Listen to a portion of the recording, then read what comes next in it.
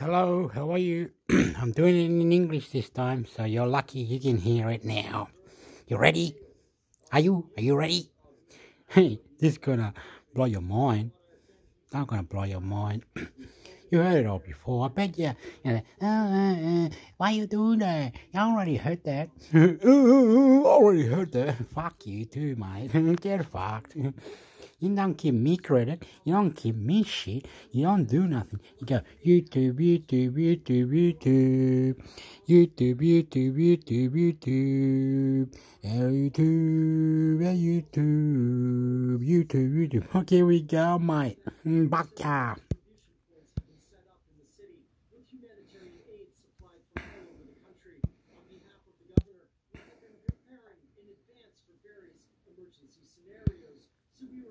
Ukrainians in Russia ignoit Moscow mentre fu. Oh my God! Oh my God! Do you hear that? Do you hear that? Oh, Ukraine,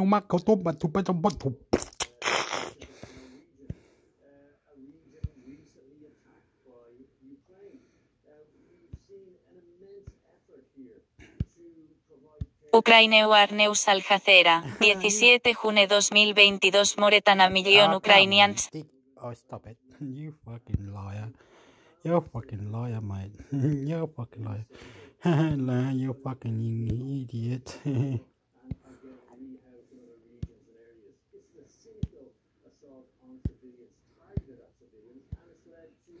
You're a fucking dickhead. You're a dickhead. Ukrainians in Russia align with Moscow, but lament refugees. What happened? Well, this go straight into it, does it? In there? Text? Ukrainians in Russia align with... Stop. You can't go straight into it. You have to give me. You don't go straight into it. How to speak. No, how to speak, please. Try again. With Moscow, but lament refugees. Stop it. Dickhead.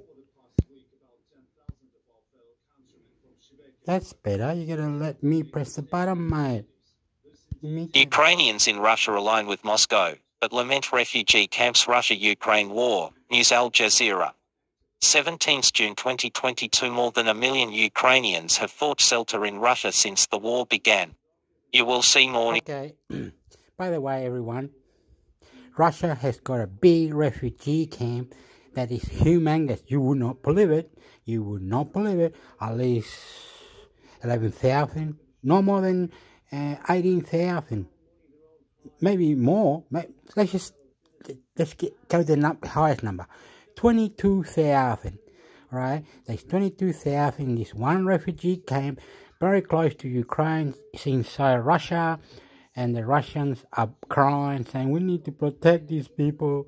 These are Ukrainian. These are Russian. Oh, wah, wah, wah. You know what I'm saying. And it wasn't yesterday. This a lie. This was heaps a year ago. They had the refugee camp. Now it's going bigger. Next, in a few months from now, it's going to go more than 20,000. Don't worry about it. You fucking lie. Ukraine, NATO. I'm not against anything, but look, check it out, mate. Check it out. Ukrainians in Russia align with Moscow, but lament refugee camps Russia-Ukraine war, News Al Jazeera. 17th June 2022 More than 1 million Ukrainians have fought shelter in Russia since the war began. You will see more English now. 14th February 2023 New report details network of dozens of Russian camps aimed at giving children pro-Moscow views, with some children detained indefinitely.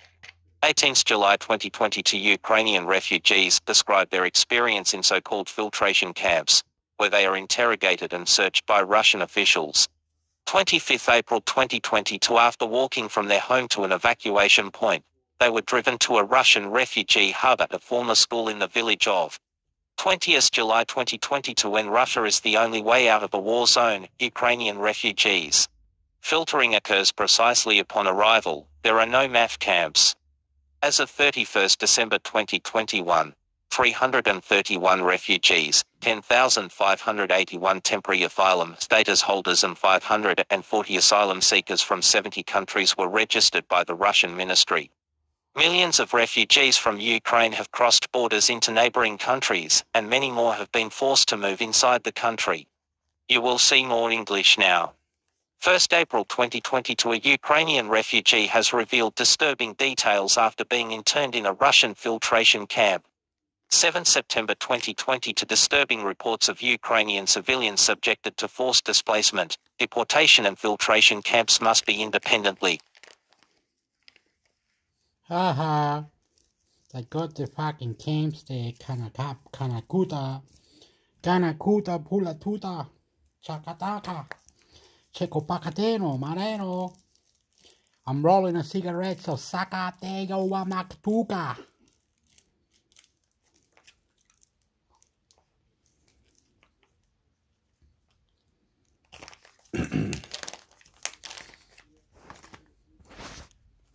So they're all crying babies.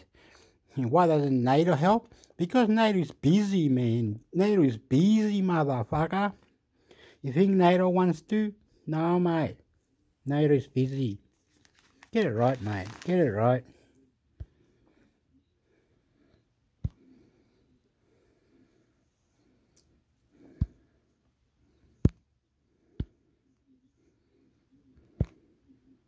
Russia-Ukraine war. List of key events. Day 474 Russia-Ukraine war. News Al Jazeera. As the war enters its 474th day, these are the main developments. Published on 12 June 2312 June 2023. This is the situation as it stands on Monday, June 11, 2023. Fighting. Ukraine said its troops recaptured 3 villages from Russian forces in its southeast. The first liberated settlements Ukraine has reported since the start of its latest counteroffensive. Russia's defense ministry said its forces shot down a Ukrainian Su-25 fighter jet in the Kherson region and repelled 3 Ukrainian attacks in the Zaporizhia region. Ukrainian Interior Minister Igor Klimenko confirmed 6 people were killed by flooding in the Kherson and Mykolaiv regions after last week's explosion at the Novokakhovka Dam, which was under Russian control. Some 35 people, including 7 children, are considered missing, he added. The governor of the Kherson region, Alexander Prokudin, said 3 people were killed. Alright, Russia has put a bomb into the dam, and the dam has flooded the houses. And who's helping?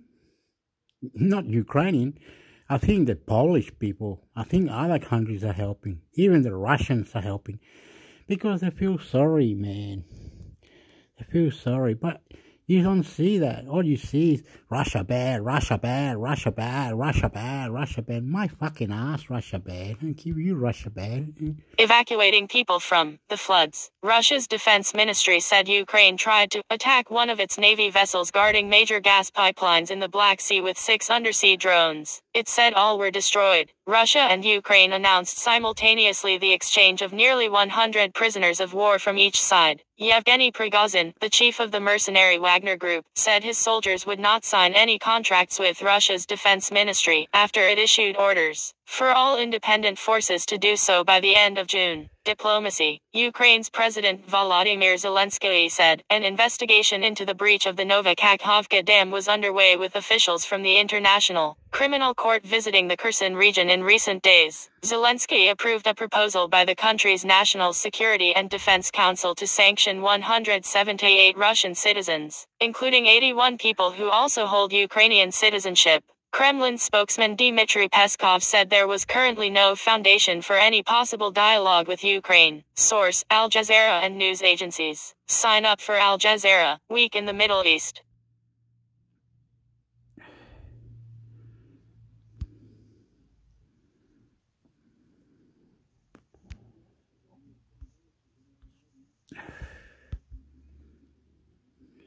Tried to discover Russian positions. The Russian artillery reportedly destroyed the firing positions of the Ukrainians in the counter-battery fight there. The ammunition depot and other military equipment were destroyed, and all the drones were shot down. That's according to Russia's Channel 1. In another area, Russia's army aviation hit a mechanized brigade of the armed forces of Ukraine. And earlier there were reports about heavy fighting in the Zaporozhye direction. The Russian side repelled all the Ukrainian attacks. We don't need to go live.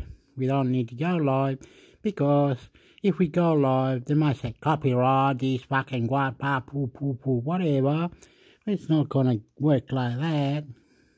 I can see this happening now.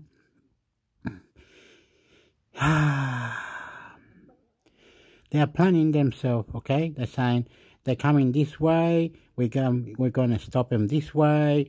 Okay, how do we stop them this way? They are planning it. They're planning it all out. It's like a little game for them. Like they say, Russia comes this way. Okay, the only way they could come, they could do airstrike like this. They could do this, do that. Okay. They can do whatever.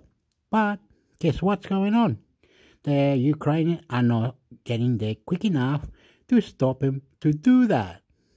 So the Ukrainians are lazy, are stupid. They just keep it up, let them come that way. So then we have a strategy how to get them. After they come that way, they attack that town. Now we have to take him out of there. How do we do that? It's stupid, eh? And it keeps going on and on for months and whatever. Yeah.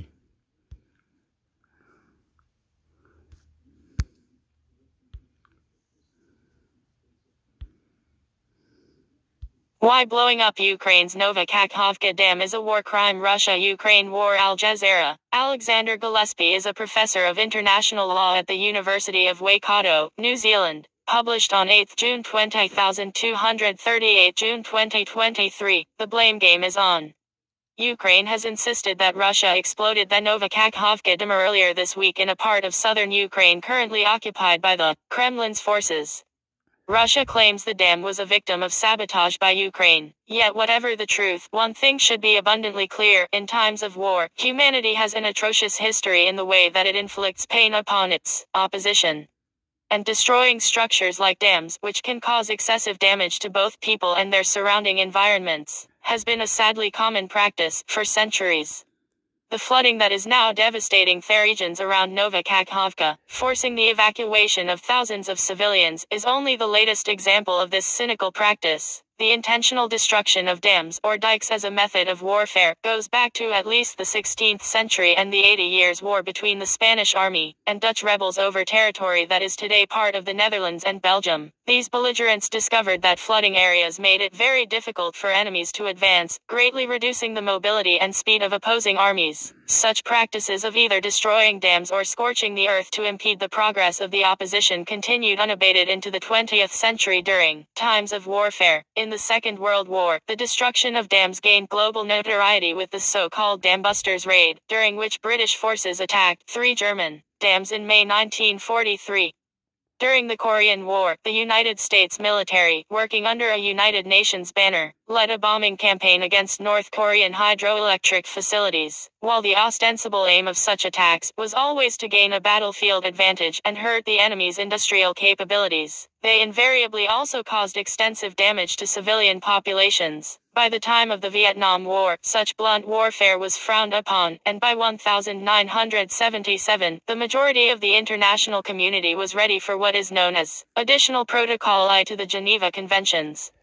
2 new rules attempted to keep acts of warfare from being excessively inhumane, disproportionate and or indiscriminate. First, with regard to the environment, it was decided that care shall be taken in warfare to protect the natural environment against widespread, long-term and severe damage.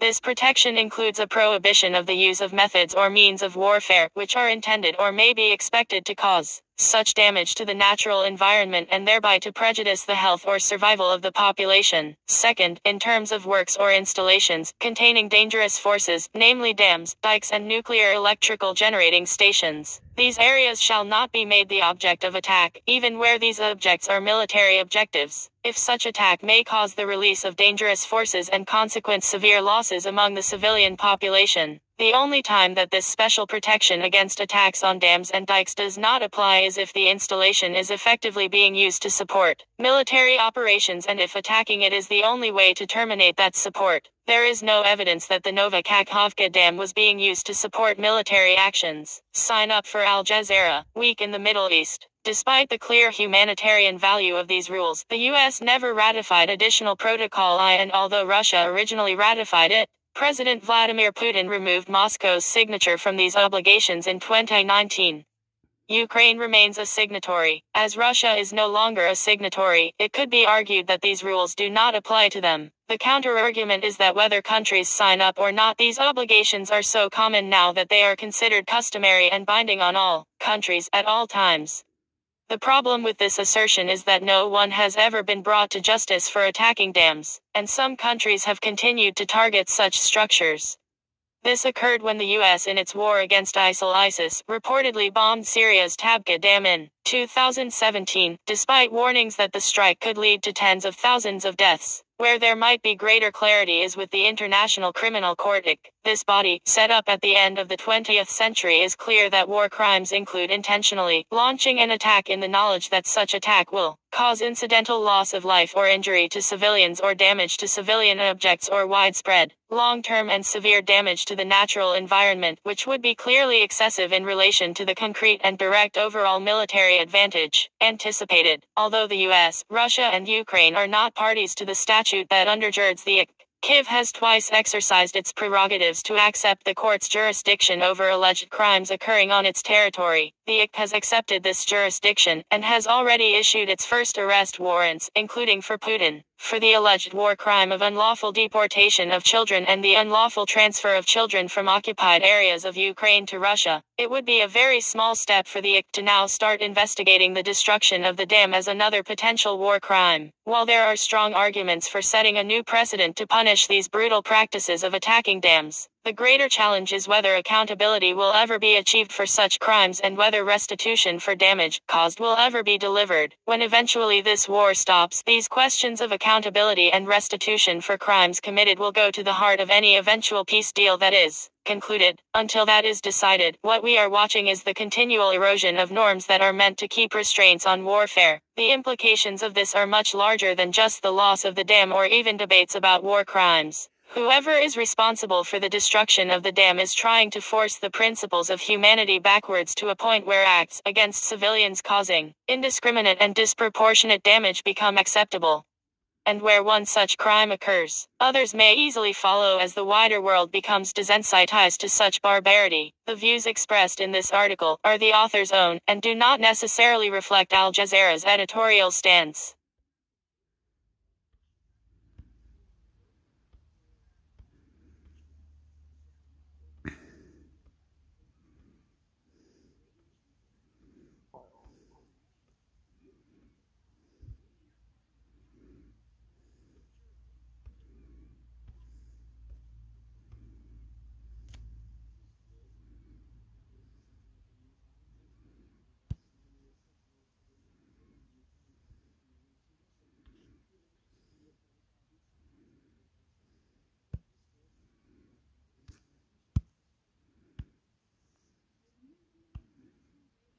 The West has lost the plot in the Balkans. Opinions. Al Jazeera. Images of pipe-wielding and stone-throwing Serb militant nationalists assaulting NATO peacekeepers in the northern Kosovo town of Zvecan in late May put the Balkan country in the international spotlight once again.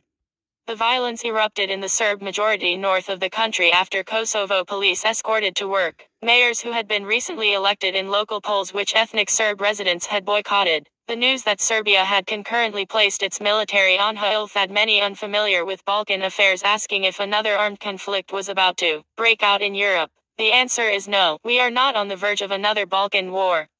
But that does not mean the situation in Kosovo is not alarming. Apart from the violence, what is raising concern in the region is the role that the United States and the European Union have played in abetting a dangerous new phase of Serb nationalist militancy in Kosovo and in the Western Balkans more broadly. Kosovo declared its independence from Serbia in 2008, backed by the US, the United Kingdom, Germany, France and Italy, also known as the Quint. It came after almost a decade of international supervision under the UN interim administration, which was set up at the end of the Kosovo War. During this interim period, Kosovo remained nominally part of the then Federal Republic of Yugoslavia as an autonomous province. But Belgrade exercised no actual authority over any aspect of the territory's governance, save for a limited presence in a handful of Serb-majority municipalities in the north. Kosovo had also enjoyed a significant degree of self-rule during the socialist period, though its ethnic Albanian majority was a frequent target of repression.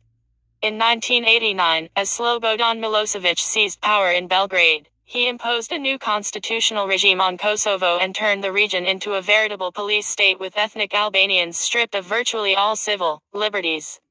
This draconian rule eventually resulted in armed resistance by the Albanian community, and ultimately NATO's military intervention. Over the past 15 years, the US and the EU have sought to secure a normalization deal between Pristina and Belgrade. Despite successive rounds of high-level talks, the two sides remain as far apart on a settlement as ever, as the clashes in Zvecan neatly illustrate. But there is no question of equal culpability here.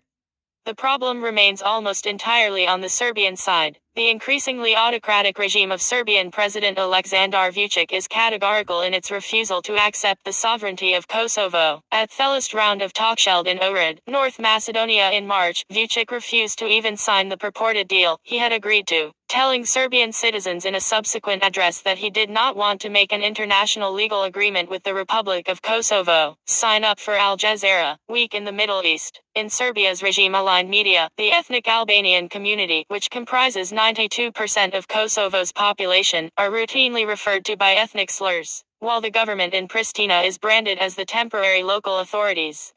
And in Kosovo's Serb-majority north, Belgrade maintains a sort of clandestine occupation, administered through a network of local ultra-nationalists and gangsters, as the New York Times recently detailed. But Serbia's reactionary posture is not limited to Kosovo. The Serbian leadership and large segments of the public, who have been inundated by more than 3 decades of revisionist state propaganda, exist in a world of their own. Neither Belgrade nor a large part of the Serbian public accepts that the Milosevic regime, in whose last cabinet Vučić served as information minister, was the chief architect of the Yugoslav dissolution or of the subsequent decade of conflict that engulfed the region. They falsely claim that Serbia did not wage wars of aggression against Slovenia, Croatia, Bosnia and Herzegovina, and Kosovo between 1991 and 1999. They also falsely maintain that Serbia did not orchestrate a systematic, genocidal campaign of extermination, terror, and expulsion against the non-Serb population of Bosnia between 1992 and 1995, which disproportionately affected the Bosniak community. In fact, the genocidal violence directed against the Bosniaks by Milosevic and his Bosnian Serb proxies was so severe that approximately half of all casualties during the Yugoslav wars and 82% of all civilian deaths during the Bosnian War were ethnic Bosniaks. Post-war Bosnia has remained riven by dysfunction and strife because of the US-brokered Dayton peace accords and the extreme degree of autonomy given to ethnic, chauvinist elements under the country's new constitution. In the Republika Srpska entity, which Milosevic's genocidal purge carved out as a Serb-majority region and which is loyal to Belgrade, the secessionist regime of Milorad Dodik undermines even the most modest reforms, while explicitly pushing for the breakup of Bosnia, with Russian and Serbian assistance. In light of Russia's full-scale invasion of Ukraine, one would think that there would have been severe political and diplomatic repercussions for Serbia and its proxies due to their close links with the Kremlin and their own expansionist machinations in the Western Balkans. But precisely the opposite has taken place. For example, in the case of the clashes between Serb nationalists and NATO peacekeepers in Zvecan, the Quint condemned the country's prime minister, Albin Kurti, for having sent the police to escort the newly elected mayors to their offices in the north. The U.S. also ejected Kosovo from the NATO-led Defender 23 military exercises and threatened local officials with sanctions. Washington's ambassador to Pristina Jeffrey Hovenier also said his country will no longer assist Kosovo in seeking international recognition. By contrast, Serbia and Vučić suffered no consequences. Republika Srpska's Dodik has also faced no repercussions for meeting regularly with Russia's President Vladimir Putin, whom U.S. and European officials have repeatedly called a war criminal. The entity is still receiving funding from the EU for various development projects and, although Dodik is under US and UK sanctions, he continues to openly lobby US officials in Washington. The Bosnian Serb leader is also not the only anti-state actor in Bosnia to benefit from a curiously high degree of Western appeasement. Dragan Kovic, the leader of the hardline Croat nationalist HDS party who also enjoys the patronage of the Kremlin, seems to have his interests defended directly by the internationally appointed Office of the High Representative OR. Last October, the OR used its expansive executive powers to rewrite Bosnia's election laws in his favor and then in April of this year amended the Constitution of the Federation entity in in order to install an HDZ-dominated government. In Bosnia, as in Kosovo, the US and the EU seem uninterested in curbing Russian influence. Instead, they have sought to accommodate Moscow-backed militant nationalists. Why? Because the West has concluded that it is not worth the time or effort to confront people like Vučić, Didić, or Kovic in a region as peripheral to its interests as the Western Balkans. The US and the EU have instead opted for a kind of kabuki policy, maintaining a performative posture of opposition to militant nationalists, but expending political and diplomatic capital to help them achieve their aims in the fleeting hope that this will pacify them. The result, of course, has only been a more emboldened form of nationalist extremism in the Balkans, most of it sponsored by the West. Unfortunately, both the US and the EU appear wholly committed to this course, as evidenced by their surreal reactions to the violence in Zvecan. That will likely remain the case until domestic publics, including the Bosnian and Kosovar diasporas in the West, and their legislative allies, can effectively make the case for why Western double-dealing in the Balkans is dangerous to Europe's stability and security. Until then, however, Belgrade is likely to continue fomenting chaos, safe in the knowledge that Washington and Brussels will look the other way. The views expressed in this article are the author's own, and do not necessarily reflect Al Jazeera's editorial stance. What I gotta say about that is that they should just give Kosovo back to Serbia and get rid of them Muslim, whoever they are. They're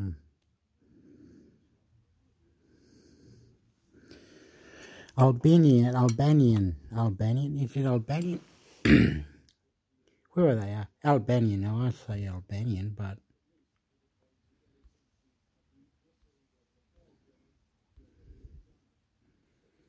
anyway, they should give back Kosovo back to Serbia. But if they're giving them independent, then maybe Serbia should behave and to the honor and say yes to Kosovo that is independent.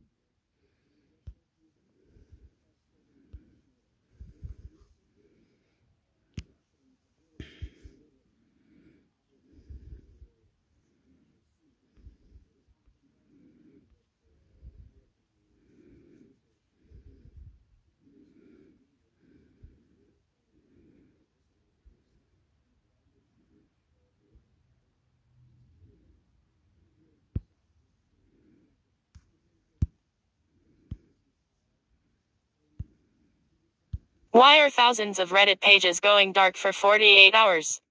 Technology News Al Jazeera, explainer. Why are thousands of Reddit pages going dark for 48 hours? Some 7,000 Reddit communities, totaling hundreds of millions of subscribers, are protesting against new API pricing changes that could kill off third-party apps. Published on 12 June 2312 June 2023. From June 12 to June 14, thousands of Reddit communities, also known as subreddits, are going dark to protest planned API changes that would essentially kill off many third-party applications. Self-proclaimed as the front page of the internet Redditus among the top 20 most popular websites and has an estimated 430 million monthly active users. Over the course of 48 hours, thousands of subreddits will be switched to private mode by their moderators. Only members of the community that are approved by the moderators will be able to view and participate in those channels. For everyone else, the pages will be inaccessible. Some subreddits have said that they will remain offline until the plan changes are revised or withdrawn. What's an API and what is Reddit changing? APIs, application programming interfaces, are considered to be the backbone of the modern web. Simply put, they permit two applications to communicate with one another, allowing developers to access data and build new features and functionality. Like all other technology companies including Google, Facebook and Twitter, Reddit has a public API that programmers can sign up for and use after agreeing to certain terms and conditions. Until now, Reddit has offered free access to its API. However, on April 18, the company announced that it was updating its API terms to include charging developers for API access, a change that will take effect on July 1, 2023. Reddit's decision comes months after Twitter announced that it was suspending all third-party apps, forcing people to use the platform's official app and website. In an April interview with the New York Times, Reddit's CEO and co-founder Steve Huffman said that more than any other place on the internet, Reddit is a home for authentic conversation. Crawling Reddit, generating value and not returning any of that value to our users is something we have a problem with, Huffman went on to say. Sign up for Al Jazeera, America's coverage newsletter. Reddit provides a vast amount of text from various communities, making it valuable for building AI artificial intelligence, language models such as and Bard. What do the changes mean for Reddit's third-party apps? Reddit has a large community of third-party application developers. These apps offer users extra features and customizations beyond those available on the official Reddit app or website. Under the new terms, applications with fewer than 100 queries per minute will remain free. These, according to Huffman, account for more than 90% of current applications. Third-party apps with higher API requests will be charged 24 cents for every 1,000 requests. One of the most popular third-party apps shutting down is Apollo, the popular iPhone and iPad app best known for its slick user interface and custom themes. According to Christian Selig, creator of the Apollo app, the new pricing would cost him $20 per year to continue operating based on the current rate of 7 billion monthly requests. On June 8, Selig tweeted that Apollo will close down on June 30, saying Reddit's recent decisions and actions have unfortunately made it impossible for Apollo to continue. Apollo will close down on June 30. Reddit's recent decisions and actions have unfortunately made it impossible for Apollo to continue. Thank you so much for all the support over the years. Red Heart https://tco/hajamwaitfx. Christian Selig at Christian Selig June 8, 2023. Other big-name apps including Reddit is Fun, Sync and Redplan have also announced that they will be shutting down due to the fees. Following an uproar among users, Huffman, who goes by a/Spaze, defended the changes in an action-packed Ask Me Anything open forum on Friday. He said, Reddit needs to be a self-sustaining business, and to do that, we can no longer subsidize commercial entities that require large-scale data use. Despite widespread backlash, Huffman confirmed the company has no plans to revise its coming API changes. Which subreddits will go dark? Nearly 7,000 subreddits, some with tens of millions of subscribers, will be switched to private by their moderators starting on June 12. Some of the biggest communities that are going dark include /funny 49 million subscribers, /gaming 37 million, /all 34 million, /tidalearn 31 million, /pigs 30 million, /videos 26 million, /music 23 million, /food 23 million, /art 22 million, /gadgets 21 million, /sports 20 million. Thousands of other subreddits have also signed up to participate in the protests. Reddit. What's the name? Twitter did it with Elon Musk, whatever his name. They did it. They tried to do it in Facebook, where they kicked out Australia. They said anyone that's got a company or news or anything coming from Australia will be introduced to pay up. Well, we paid up for a bit until we regained their trust again, but it's all gone bananas, and you know what I mean. They say one thing to another because, you know, it's a multi-millionaire or multi-platform. You know what I mean? It's just like that. But you will not believe me that one day we'll have to start paying for the websites we go to. So they say, oh, you want to enter this website, you can be here as much as you want. Here, pay $2.50. And then how long does $2.50 get you? It gets you 24 hours to that website. You have to open it all the time, not just once. They don't know, because when it gets to 12 o'clock in the night time, or whenever, to 1 o'clock, it just starts again.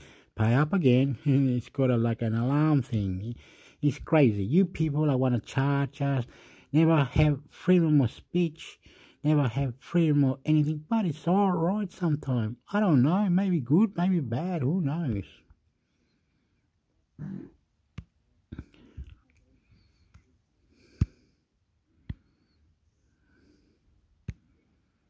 Australia confronts war hero myth after Ben Roberts-Smith case. Military news. Al Jazeera. When details of alleged war crimes involving Ben Roberts-Smith first circulated in the Australian media in 2017, many found it unthinkable that their country's most decorated living soldier with a dedicated display in the Australian War Memorial for his service in East Timor, Iraq and Afghanistan, could be guilty. After reports appeared in The Age, the Sydney Morning Herald and Canberra Times newspapers, Roberts-Smith launched a defamation case in an apparent effort to clear his name. But on June 1, he emerged from civil proceedings in a Sydney court with his reputation in tatters after Judge Anthony Besanko concluded he had difficulty accepting the applicant's evidence on any disputed issue and ruled that the newspaper's allegations were, on the balance of probabilities, true. The former Special Forces corporal was complicit in and responsible for murder, the judge said in his full judgment released a week ago. Roberts-Smith's public image accords with the very ingrained image of the understated Aussie hero and this gentle giant mythology kid Mesham Muir, a professor in art at Curtin University's School of Media, Creative Arts and Social Inquiry, and an expert in the art and visual culture of war and conflict, told Al Jazeera. It says a lot about Aussie bloke masculinity and the idea of the soft heart and hard fist. This made him seem very palatable as the public face of the Australian soldier, and he was seen as beyond reproach. Australians have long venerated their military and their heroes. Anzac Day is one of Australia's most important national holidays. Anzac, which stands for the Australian and New Zealand Army Corps, referred originally to the ill-fated World War I effort to capture the Gallipoli Peninsula on April 25, 1915, which left thousands of Australian and New Zealand soldiers dead. But the holiday now commemorates all Australians and New Zealanders who served and died in wars, conflicts and peacekeeping missions around the world, built on the idea of heroic sacrifice for a greater good. Sign up for Al Jazeera Week in the Middle East. Mesham Muir says Anzac Day commemorations have grown in popularity in recent years, even as the number of veterans from the Second World War and other major conflicts, such as the Vietnam War, had declined. Experts say the idea of honoring the war hero gained renewed momentum under John Howard, who was Prime Minister between 1996 and 2007 and encouraged respect for the military as a new kind of neo-patriotism. Howard was also the Prime Minister who sent Australian troops to Iraq and Afghanistan, giving him a political interest in linking national identity to foreign military adventures. Given the strong reverence for the military, the Roberts-Smith case has polarized Australia, leading to difficult questions about how the country's national identity is tied to its armed forces. The Roberts-Smith defamation case is the latest and most startling episode in the ongoing story of allegations that Australian personnel committed war crimes. While deployed to Afghanistan, Dean Askilovich, a senior lecturer and fellow of the Asia Research Centre at Murdoch University in Perth, told Al Jazeera. Details of these allegations first appeared in several press articles and an official inquiry by the Inspector General of the Australian Defence Force, the result of which is known as the Brereton Report. To many in the Australian public, and some international observers, the details contained in the Roberts-Smith case, and the Brereton report of actions allegedly taken by Australian personnel, have severely tarnished the reputation of the Australian Defence Force. The Brereton report, which was released in heavily redacted form in 2020 after a 4-year inquiry, shocked the Australian public after revealing a culture of unlawful killings, gruesome initiation rituals and cover-ups by the Australian military in Afghanistan. From 2005 to 2016, the alleged war crimes are now in the hands of the Office of the Special Investigator, which in March charged a 41-year-old former member of the Special Forces for murder over a killing in Afghanistan, marking the first time a serving or former member of the armed forces had been charged with a war crime. Tarnished record. Roberts-Smith's defamation case included 4 killings in Afghanistan, including 2 alleged murders that took place in 2009 at a compound known as Whiskey 108, where 2 local men were found huddled in a tunnel. After the unarmed men surrendered, the court heard, Roberts-Smith ordered a junior serviceman to shoot one of the men and throw the other, who had a prosthetic leg, to the ground before shooting him with a machine gun. The prosthetic leg was allegedly taken and kept as a souvenir by another soldier and used as a drinking vessel at the Fat Lady's Arms, an Australian bar at the Special Forces base. Roberts-Smith was also accused of kicking an unarmed Afghan villager named Alijan, who was handcuffed, off a cliff into a dry riverbed in the village of Darwan. When the man was found to be still alive, Robert Smith reportedly ordered a junior officer to shoot him, an allegation the judge also found, on the balance of probabilities, to be true. For many Australians, the country's military and its military history play an important role in the national identity, Askilovich said. While Australia has been engaged in difficult conflicts during its history, for the most part, the public has regarded the country's war record as relatively clean, with few controversies relating to the conduct of Australian personnel and the laws of war. He noted that while some high-profile media and political figures sought to defend Robert Smith's reputation when allegations against him first appeared, the former corporal seems destined to be a divisive figure, regarded by most as a notorious war criminal and by others as an unfairly treated war hero whose actions have more to do with failures of leadership higher up and the necessities of war. Robert Smith's downfall is all the more precipitous for the accolades he had received and the esteem in which he was held. In addition to the Victoria Cross and Medal for Gallantry, the soldier was the subject of a special exhibition at the Australian War Memorial, including his uniform and 2 specially commissioned portraits. Since the defamation judgment was announced, the Greens Party has called for Robert Smith's uniform to be removed, and the paintings, one of which pistol grip depicts him in a fighting stance, have been at the center of a fierce debate over whether they should remain on display. In notes accompanying pistol grip, the work's artist, Michael Zavros, is quoted saying that when he asked Robert Smith to pose in a fighting stance, he seemed to go into this whole other mode. He was suddenly this other creature, and I immediately saw all these other things. It showed me what he is capable of. It was just there in this flash. When approached for comment by Al Jazeera, the Australian War Memorial referred to a statement by its chair, Kim Beazley, posted on its website. The memorial acknowledges the gravity of the decision in the Ben Roberts Smith defamation case and its broader impact on all involved in the Australian community, the statement said.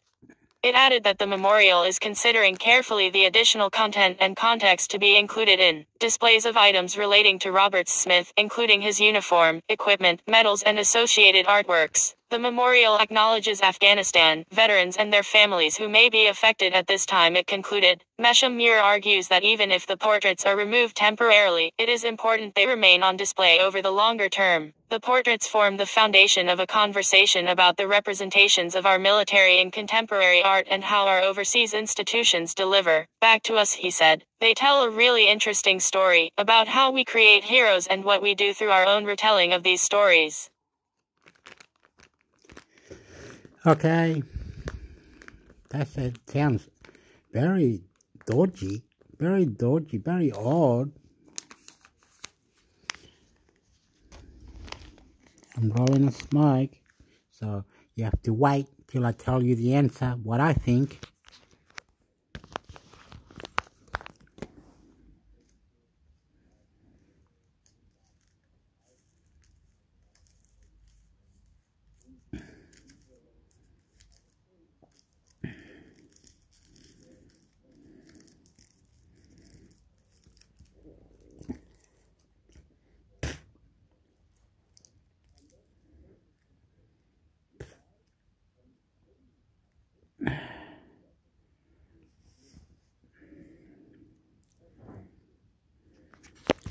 Okay, done the rolling. Now I'll tell you the answer. Ooh, what up? Anyway, they seem to have this problem with recruiting or the two, whatever it is.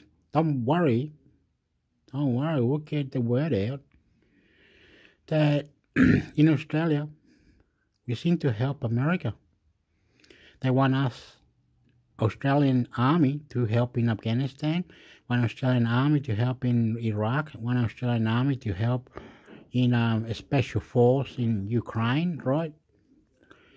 They do not know what they're getting their hands into, right? They do not know what they're trying to contribute. They're going to destroy people's life by being war criminals. This man, Ben Roberts, doesn't need that, doesn't ever wanted that, doesn't ever wanted to be war criminal or military or anything. The poor man wanted to be a soldier, protect and observe.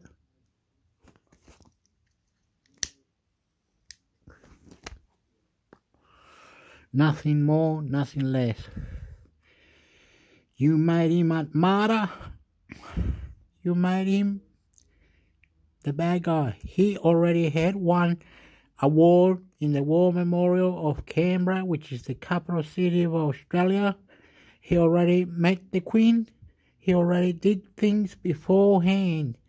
And now that he's gone and killed someone, like you said, or however, it's because you order Australia to help out in war in Iraq, war in Afghanistan. Why aren't you NATO front line in the Ukrainian war? Why aren't you in the border of Ukraine? Because you're scared that Russia must start World War III. So there you go. Anyhow, this man needs to go to court now. This man needs to pay the price now. So he loses, they win. You get it, right? He goes and help. We do whatever we can to help your war. And now we're paying the price. I think we protested for this man. Anyway, we protested for the man. We're going to... Anyway, get out. Now get out. Get out. You fuck off. See what you did? See what you did, idiot? See what you're doing, idiot? Go away, mate. Piss off. We want that. Copy that. You're an idiot.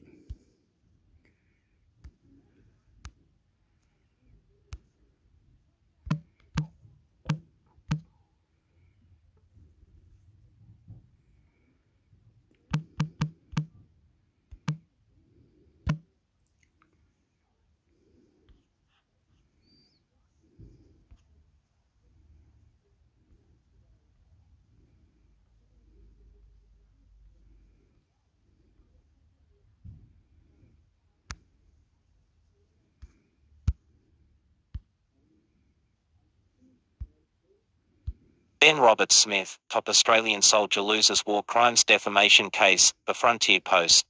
Search results. 7 hours ago, Ben Roberts-Smith standing to attention ahead of an AFL game in Perth in 2013. The judge found Roberts minus. 2nd June 2023. The statement follows calls to remove Roberts-Smith's uniform from public display at the memorial in 19 April 2020 to testimony of ex-FAS commander, called by Roberts-Smith. Contradicts previous witnesses called by newspapers about Whiskey 108 operation. 4 days ago, Mr. Roberts-Smith's lawyer denied the allegations and is considering appealing the judgment in the 2nd June 2023. Ben Roberts-Smith was meant to be a poster boy of the regiment that served in Afghanistan. But the 4th June 2023, Roberts-Smith, a highly decorated former Special Forces commando, had initiated the case himself, suing the Sydney Morning Herald, The Age and You Will See More English Now. 6 days ago, Ben Roberts-Smith tried to intimidate witnesses in last week's defamation trial, the judge says. 7 days ago, Roberts-Smith was accused by the newspapers of ordering a lower-ranking soldier to shoot dead an older Rasan male, identified in the case as Images. ABC. You Will See More English Now. ABC. You Will See More English Now. 7 days ago, Roberts-Smith was accused by the newspapers of ordering a lower-ranking soldier to shoot dead an older Rasan male, identified in the case as 1st June 2023. Ben Roberts-Smith, a former member of Australia's elite Special Air Service Regiment, sued 3 newspapers for 2018 reports that alleged he 25 May 2023, almost 11 months after his lengthy trial. Victoria Cross recipient Ben Roberts-Smith will soon learn whether his 7 days ago, I've been asked to cast an eye over your script for tomorrow. Read Ben Roberts-Smith being sound by a judge to have committed war crimes in Images. BBC. You Will See More English Now. SBS. You Will See More English Now. Today is a big day for press freedom in Australia. The federal court will rule on a defamation case brought by Australian soldier Ben Roberts-Smith over 31st May 2023 Sydney, Australia's most decorated living soldier Ben Robert Smith has lost a historic defamation case against 3 newspapers that Images. ABC. You will see more English now. 6 days ago this, apparently, is his takeaway from the defamation court findings against Victoria Cross winner Ben Robert Smith that found him to be a 1st June 2023 the judgment in the defamation trial against media outlets brought forth by Ben Robert Smith VC occurred this afternoon, with the Okay, I'm not going to pray to God, but we need to pray to something. But this is correct. This is corruption to the max, motherfucker. You won't fucking fight for our freedom? You won't fight quietly? You won't fight corrupt? You want to mix it? You want to mix it? Go mix it yourself, motherfucker. Because we're here to observe freedom, justice. We want everyone to be safe. We make a mistake, you crucified us like you did to Jesus Christ. You crucified him so he can die for us on the cross, motherfucker. You genocide us. You killed us. You fucking coward. Game over. No more listening to it. You made this happen because you wanted us, Australian, or anyone in the world to join NATO or UN, and then you confirm yourself to be a puppet. And who are these puppets? It has to be United States, does it? The whole world, mate. The whole world. If Italy was destroying others, if Italy was going to Middle East, did England go to India and kill Indians? Did the Spanish kill the Latino natives? Did they kill the natives? Why does Ecuador, Venezuela, Chile speak Spanish? You tell me the history. Next you be crying.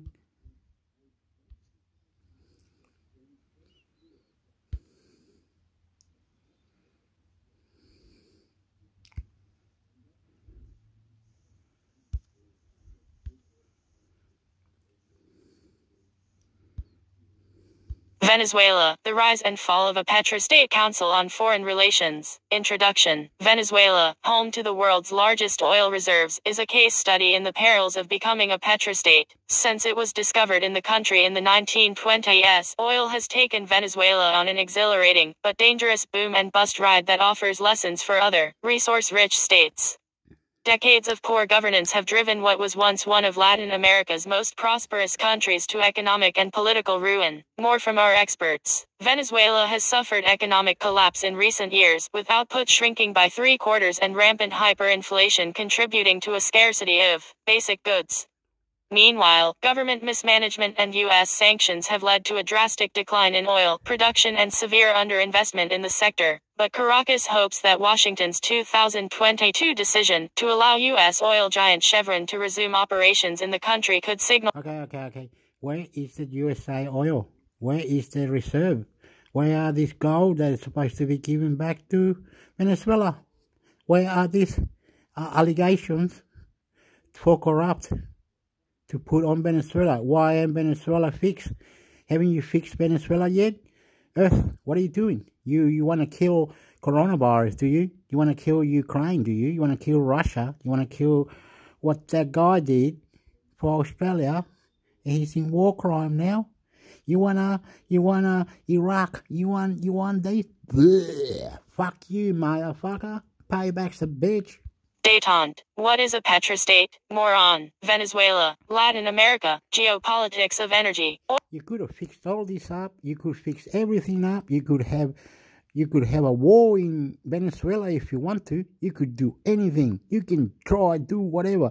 But no, you make other people pay money for some box or paper thing that you did for Chile. What's his name? Sebastian Piñera. What do you do to Sebastian Piñera? Some paper box that you did, and you mixed it with all the other countries in South America, Central America. You made everyone pay money. You made everyone be poor, have less, mate. You fucked it up.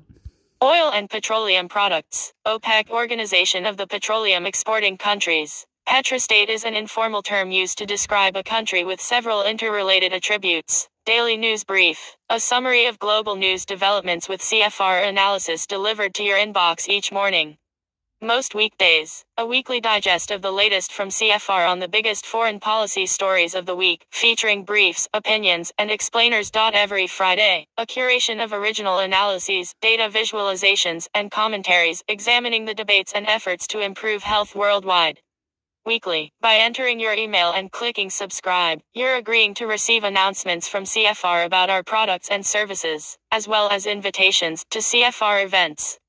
You are also agreeing to our privacy policy and terms of use. Government income is deeply reliant on the export of oil and natural gas. Economic and political power are highly concentrated in an elite minority, and political institutions are weak and unaccountable, and corruption is widespread. Countries often described as petrostates include Algeria, Cameroon, Chad, Ecuador, Indonesia, Iran, Kazakhstan, Libya, Mexico, Nigeria, Oman, Qatar, Russia, Saudi Arabia, the United Arab Emirates, and Venezuela. More from our experts. What's behind the petrostate paradigm? Petrostates are thought to be vulnerable to what economists call Dutch disease, a term coined during the 1970s after the Netherlands discovered natural gas in the North Sea. In an afflicted country, a resource boom attracts large inflows of foreign capital, which leads to an appreciation of the local currency and a boost for imports that are now comparatively cheaper. This sucks labor and capital away from other sectors of the economy, such as agriculture and manufacturing, which economists say are more important for growth and competitiveness.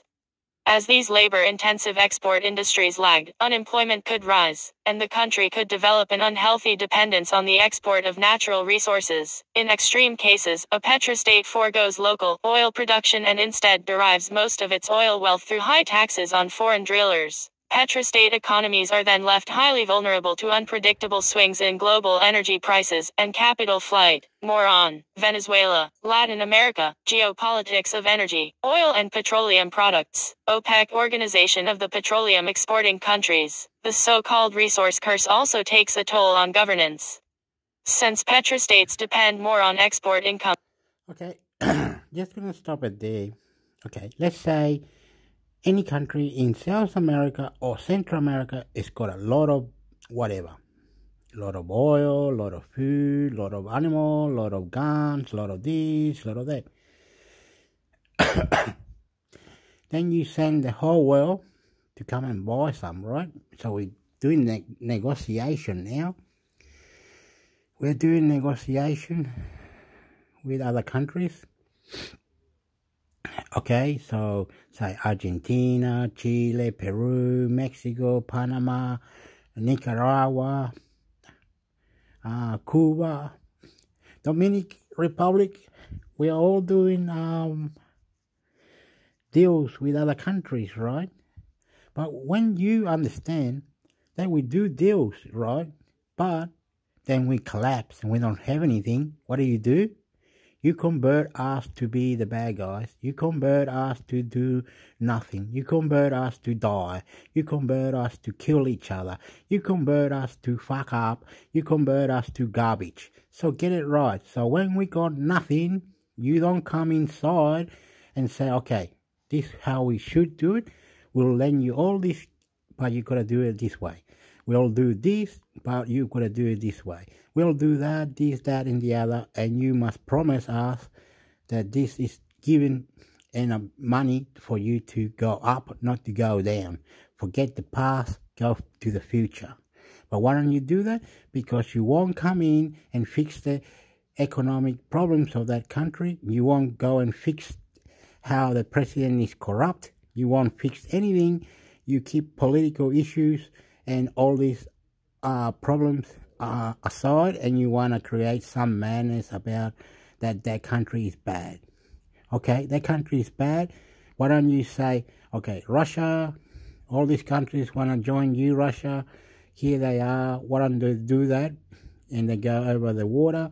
So if you see 10 Russian tanks, 10 Russian this, all going to Venezuela and China, you might see us criminal war crimes, you might see it as bad.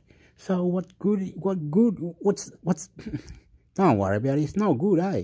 No one helps, the one collapse, mate. Taxes. There are often weak ties between the government and its citizens.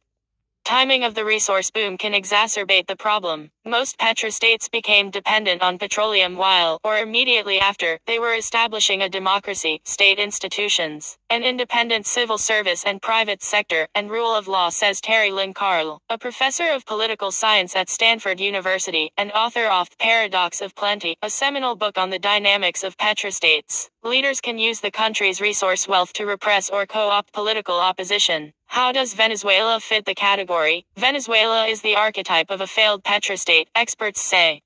Oil continues to play the dominant role in the country's fortunes more than a century after it was discovered there.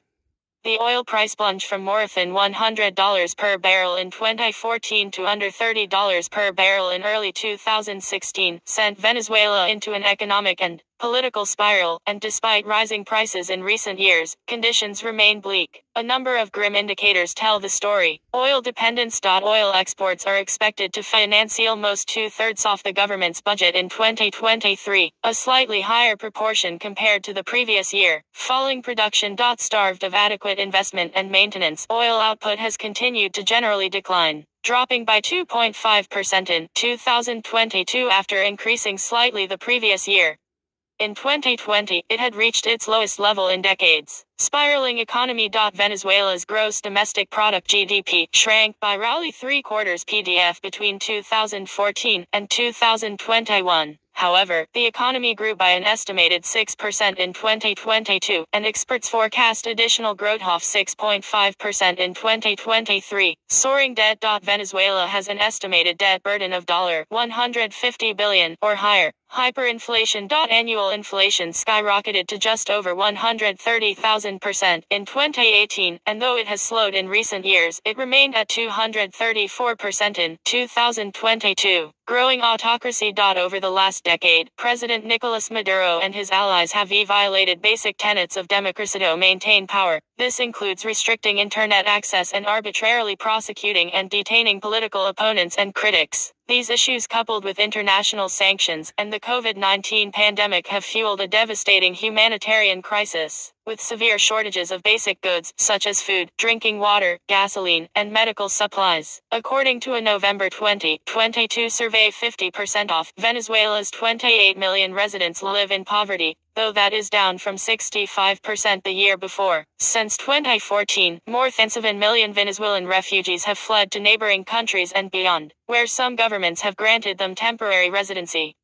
However, about 150,000 Venezuelan migrants have returned home since the pandemic began, often after losing their jobs in other Latin American countries. There are an estimated 6 million Venezuelan refugees and migrants, up from 0.7000000 in 2015. Venezuela, asterisk as of 2020, as of 2019. Note, totals are the most current for each country, as of November 2021. There are an estimated 6 million Venezuelan refugees and migrants, up from 0.7000000 in 2015. Venezuela, asterisk as of 2020, as of 2019. Note, totals are the most current for each country, as of November 2021. There are an estimated 6 million Venezuelan refugees and migrants, up from 0.7000000 in 2015. Venezuela, asterisk as of 2020, as of 2019. Note, totals are the most current for each country, as of November 2021. Okay, the only way to do this, the only way, we have to be peaceful. We have to love one another.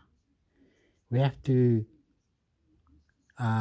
diplomatically give Venezuela something we never given them before, for them to believe on the future. But we need to do this quietly, behave, have understanding. This killing on the name is just not going to happen like this. You are wrong. You are not giving Venezuela what it wants, so Venezuela is corrupting itself to corruption.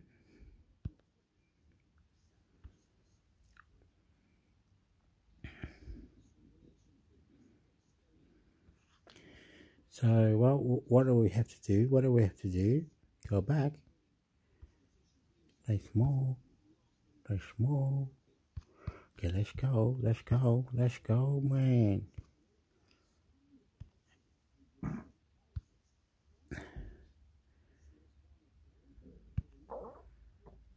Whoa, don't want to do that, man.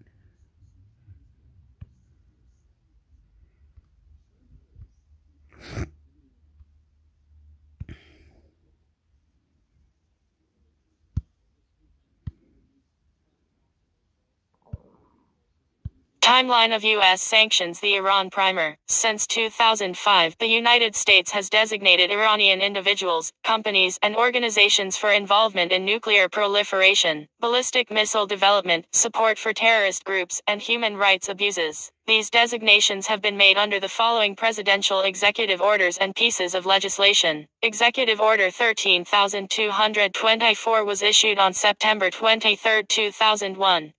It applies to entities accused of supporting terrorism. Executive Order 13382 was issued on June 28, 2005.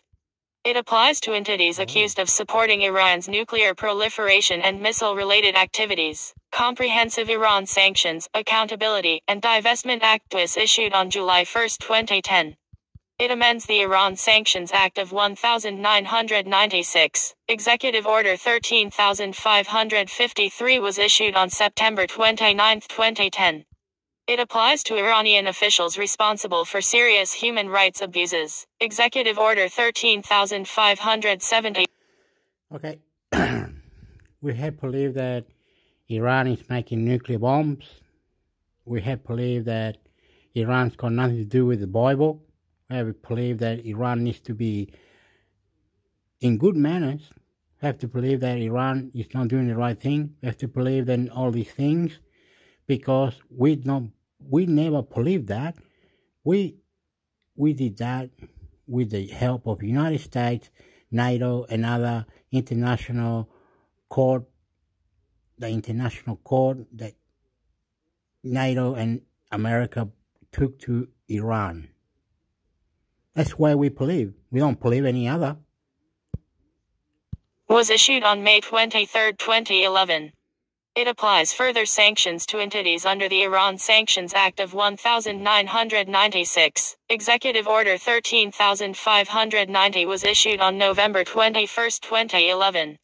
It authorizes the Secretary of State to impose sanctions on persons involved in certain activities in Iran's energy and petrochemical sectors. Section 1245 of the National Defense Authorization Act for fiscal year 2012 was issued on December 31, 2011. It imposes unilateral sanctions against the Central Bank of Iran. Executive Order 13599 was issued on February 6, 2012.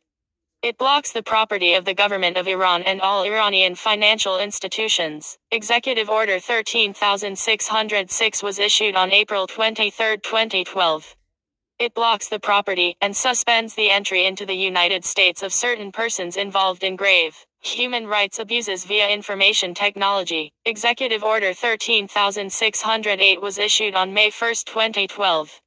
It prohibits certain transactions with and suspends entry into the United States of Iran sanctions evaders. It authorizes the Secretary of the Treasury to impose certain measures on a foreign person violating sanctions on Iran. Executive Order 13622, or the Iran Threat Reduction and Syria Human Rights Act, was issued on July 30, 2012. It builds on Section 1245 of the National Defense Authorization Act for fiscal year 2012. It sanctions private or public entities for knowingly conducting transactions for the acquisition of Iranian oil. The Iran Sanctions, Accountability, and Human Rights Act of 2012 H.R. 1905 was issued by Congress on August 1, 2012 and signed into law by the President on August 10, 2012.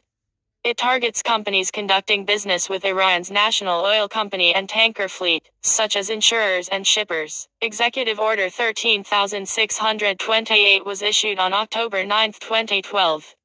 It implements certain sanctions set forth in Executive Order 13,622 and adds additional sanctions on Iran. Executive Order 13,645 was issued on June 3, 2013. It prohibited certain transactions related to the Iranian rial, Iran's automotive sector, and persons that materially assist Iranian persons on the list of specially designated nationals, and blocked persons as well as certain persons whose property and interests in property were blocked under the order or Executive Order 13,599. Executive Order 13,846 was issued on August 6, 2018. It reimposed sanctions lifted as part of the 2015 Nuclear Deal or Joint Comprehensive Plan of Action JCPOA. Executive Order 13,871 was issued on May 8, 2019. It blocked transactions with Iran's iron, steel, aluminum, and copper sectors. Executive Order 13,876 was issued on June 24, 2019.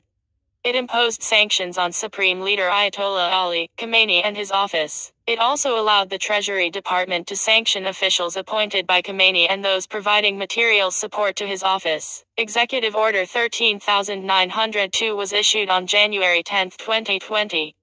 It blocked transactions with and barred entry to the U.S. financial system for any individual or entity operating in the construction, manufacturing, textiles, or mining sectors of the Iranian economy. Executive Order 13,949 was issued on September 21, 2020.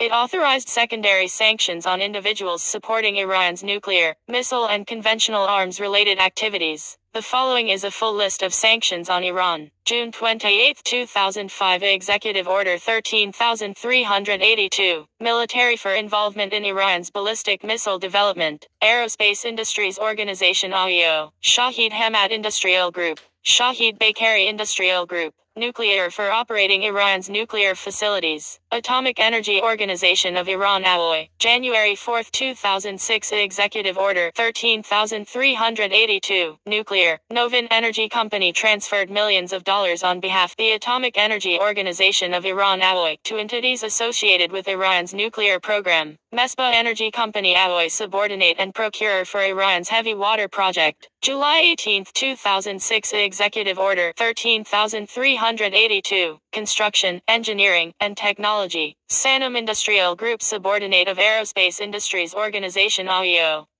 Purchased millions of dollars worth of equipment from entities associated with missile proliferation. Yamadi Industries Group subordinate of Iran's AIO. Made international purchases of missile-related technology and goods for Iran. January 9, 2007 Executive Order 13,882. Banks. Bank SEPA/Bank SEPA International plc UK state-owned bank. U.S. Treasury alleges Bank SEPA provides support to entities affiliated with Iran's nuclear program. Individuals. Ahmad Durakhshanda, Chairman and Director of Bank SEPA. February 16, 2007 Executive Order 13,382. Construction, Engineering, Industry and Technology. Calais Electric Company affiliated with Centrifuge Research and Development through the Atomic Energy Organization of Iran AOI. Kavashia Company wholly owned by AOI. Pioneer Energy Industries Company provides technical support services to AOI. March 30, 2007 Executive Order 13,382. Military. Defense Industries Organization DIO controlled by Iran's Ministry of Defense Armed Forces Logistics. Involved in Iran's nuclear and missiles programs. June 8, 2007 Executive Order 13,382. Construction, Engineering, Industry and Technology. Pars Tarish Pars Trashco affiliated with the Atomic Energy Organization of Iran AOI. Farayan Technique affiliated with the AOI. Fair Industries Group Industrial Factories of Precision Machinery affiliated with Aerospace Industries Organization AIO. Mizan Machine Manufacturing Group affiliated with AIO. June 15, 2007 Executive Order 13,382. Individuals. Ali Hajini Alilabadi agent of Mesbah Energy Company. Involved in Iran's heavy water development. Mohammad Kanadi agent of the Atomic Energy Organization of Iran. October 25, 2007, Executive Order 13,382 and Executive Order 13,224. Banks. Bank Melli Iran Executive Order 13,382 Iran's largest bank. provides services to entities involved in nuclear and ballistic missile programs. Revolutionary Guards ERG, and Quds Force. Bank Mellat Executive Order 13382 provides banking services to the Atomic Energy Organization of Iran (AOI) and Novin Energy Company. Bank Sadarat Iran Executive Order 13224 has approximately 3,200 branch offices. U.S. Treasury alleges Iranian government uses the bank to channel funds to terrorist organizations. Petroleum and Petrochemicals. Oriental Oil Kish Executive Order 13382 owned or controlled by the ERG. Construction, Engineering, Industry and Technology Executive Order 13382. Kadam El Enbia Construction Headquarters Engineering Arm of ERG. Involved in construction of streets, highways, tunnels, water conveyance projects, agricultural restoration projects, and pipelines. Gorbnu owned or controlled by the ERG or its leaders. Affiliate of Kadam El Anbiya, Saho Consultant Engineering, owned or controlled by ERG. Gorb-e Karbala owned or controlled by ERG. Seposid Engineering co-owned or controlled by ERG. Specializes in earth and concrete dam construction, road construction, and tunneling. Omran Sahel owned or controlled by ERG. Hera Company owned or controlled by ERG. Reportedly building a tunnel facility in northeast Tehran for use in nuclear weapons research and development. Gerargehi Sazandejigam owned or controlled by ERG. Military Executive Order 13382. Islamic Revolutionary Guard Corps ERG elite branch of Iran's military. Involved in nuclear and ballistic missiles programs. Ministry of Defense and Armed Forces Logistics Modiful Iran's Ministry of Defense. It has ultimate authority over Aerospace Industries Organization AIO. AIO was designated on June 28, 2005. ERG Quds Force Executive Order 13224 branch of ERG. The United States alleges that Quds Force provides material support to terrorist organizations. Individuals Executive Order 13382. Ahmad Vahid Dasturdi, head of Aerospace Industries Organization AIO. Bahmanyar Morteza Bahmanyar, head of Finance and Budget Department AIO. Reza Ghali Esmaili, head of Trade and International Affairs Dept AIO. General Hossein Salimi, commander of the Air Force ERG. Brigadier General Morteza Rezai, Deputy Commander of the ERG. Vice Admiral Ali Akbar Ahmadian, then Chief of ERG Joint Staff. Brigadier Gen Mohammed Hejazi, then Commander of Besieged Resistance Force ERG. Brigadier General Qasem Soleimani, Commander of the Quds Force ERG. March 12, 2008 Executive Order 13382. Banks. Future Bank BSC Investment Bank operating in Iran and Persian Gulf states. Joint venture of Bank Sadarat Iran, Bank Melli Iran, and Ali United Bank Bahrain, with branches in Bahrain and a representative office in Tehran. July 8, 2008 Executive Order 13382. Construction, Engineering, Industry and Technology. Parchin Chemical Industries imports and exports chemical goods throughout the world as a subsidiary of Iran's Defense Industries Organization DIO. DIO was designated on March 30, 2007. 7th of Ter DIO subsidiary involved in Iran's nuclear centrifuge development program. Ammunition and Metallurgy Industries Group DIO subsidiary and parent of 7th of Ter. Shahid Satari Industries manufacturing and maintains ground support equipment for Shahid Bakery Industries Group SBIG. SBIG was designated on June 28, 2005 for its role in Iran's missile program. Thomas Company, a nuclear fuel production company. Individuals. Dawood Agayani, affiliated with the Atomic Energy Organization of Iran (AOI). Head of Pilot Fuel Enrichment Plant at Natanz, Iran's main uranium enrichment facility. Mohsen Fakhrizadeh Mohabbati, Director of Nuclear Program at Iran's Center for Readiness and New Defense Technology and former Head of Iran's Physics Research Center. Mohsen Hajati, affiliated with Aerospace Industries Organization AIO, the overall manager of Iran's missile program. Merdada Aklagi Katabachi, head of Shahid Bakery Industries Group SBIG. Nazar Maleki oversees work on the Shahab-3 ballistic missile program.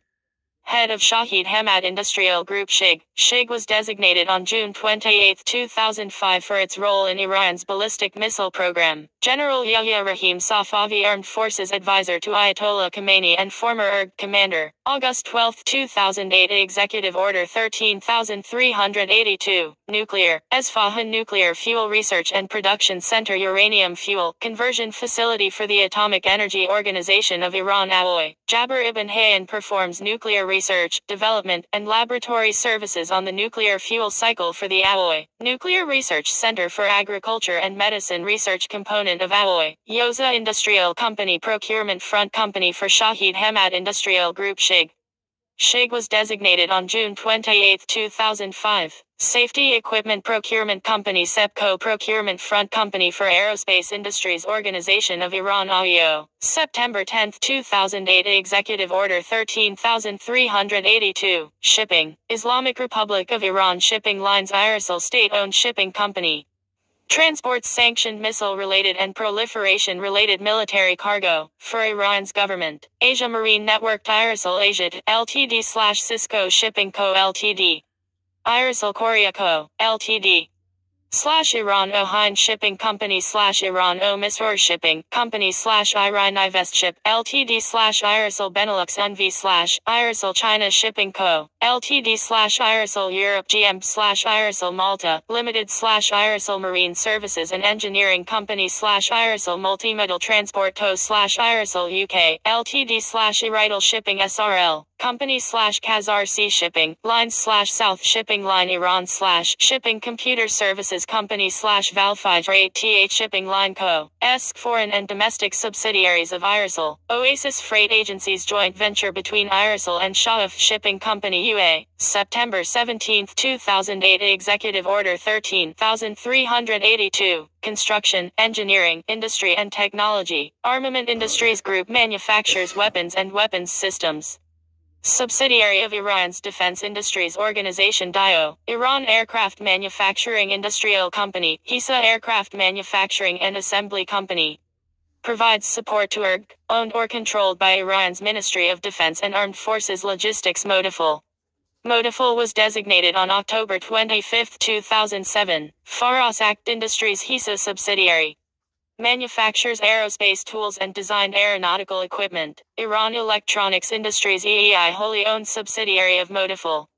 Largest manufacturer of electronic and communication equipment in Iran. Manufactures components for Iranian weapons systems. Iran Communications Industries EEI subsidiary.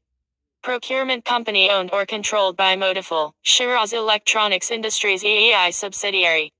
Produces radars, electronic equipment for military. October 22, 2008 Executive Order 13882. Banks. Export Development Bank of Iran EDB provides financial services to Iran's Ministry of Defense and Armed Forces Logistics Modaful. Banco International de Desarrollo, CA Venezuela-based bank, owned or controlled by EDB. EDB Exchange Company /EDB Stock Brokerage Company owned or controlled by EDB. December 17, 2008 Executive Order 13382. Banks. USA Co. Ltd/USA Corporation controlled by Bank Melli. Established as shell companies for Bank Melli to disguise the bank's 40% ownership interest in the 655th Avenue Company in New York City. USA Corp. The subsidiary of USA Co. Ltd. March 3, 2009 Executive Order 13382. Banks. Bank Melli Iran Investment Company /BMAIC International General Trading Co. owned or controlled by Bank Melli, designated October 25, 2007 for providing services to entities linked to Iran's nuclear program. Bank Melli Printing and Publishing Co. owned or controlled by Bank Melli. Responsible for printing for domestic branches of Bank Melli. First Persian Equity Fund owned or controlled by Melli Investment Holding International Mer and Bank Melli Iran Investment Company BMAIC. Mer Cayman Ltd. Cayman Islands based. Owned or controlled by Mer and BMAIC. Melli Investment Holding International, Dubai based. Wholly owned by BMAIC. Construction, Engineering, Industry and Technology Executive Order 13382. Cement Investment and Development Co. Chidco owned or controlled by BMAIC. Founded to manage BMAIC's holdings in cement industry in 2004. Mazandawan Cement Company owned or controlled by Chidco. Mazandawan Textile Company owned or controlled by Bank Melli Iran Investment Company BMAIC. Melli Agrochemical Company PJS Pesticide Company established in 1986. Owned or controlled by BMAIC. Shamal Cement Company owned or controlled by Chidco. April 7, 2009 Executive Order 13382. Construction, Engineering, Industry and Technology. Amin Industrial Complex owned or controlled by Defense Industries Organization DIO. Dio was designated on March 30, 2007. Kava Cutting Tools Company owned or controlled by Dio. Produces centrifuge components for Iran's nuclear centrifuge program. Khorasan Metallurgy Industries owned or controlled by Dio. Subsidiary of Ammunition Industries Group. Produces centrifuge components. Nairu Battery Manufacturing Company Dio subsidiary. Manufactures power units for Iranian missile systems. Shahid Sayyid Shirazi Industries produces large caliber items and cartridge cases. Produces components for improvised explosive devices. Yazd Metallurgy Industries Ammunition Industries Group AMIG, subsidiary owned or controlled by Dio. Individuals. Ali Divandari, Chairman of Bank Mellat. November 5, 2009. Executive Order 13382. Banks. First East Export Bank, PLC Malaysian subsidiary of Bank Mellat. Bank Mellat was designated on October 25, 2007 for providing financial services for Iran's nuclear program. February 10, 2010. Executive Order 13382. Construction, Engineering, Industry and Technology. Fader Engineering Institute, subsidiary of Kadam Al Anbiya Construction Headquarters. The engineering arm of the IRG. Imansazan Consultant Engineers Institute, subsidiary of Kadam Al Anbiya. Supports IRG mining and engineering projects. Makan Institute, subsidiary of Kadam Al Anbiya. Supports IRG mining and engineering projects. Rahab Institute, subsidiary of Kadam Al Anbiya. Supports IRG mining and engineering projects. Individuals. General Rostam Qasemi, IRG General. Commander of Kadam Al Anbiya Construction Headquarters. June 16, 2010. Executive Order 13382. Shipping. Hafiz Darya Shipping Co., Islamic Republic of Iran Shipping Lines Irisal, Front Company. Used for Irisal containerized shipping operations beginning in 2009. Safiran Payandaria Shipping, Irisal Front Company. Used for Irisal bulk and cargo operations beginning in April 2009. Suresh Sarzaman Asatwar Ship Management Co., Irisal Front Company.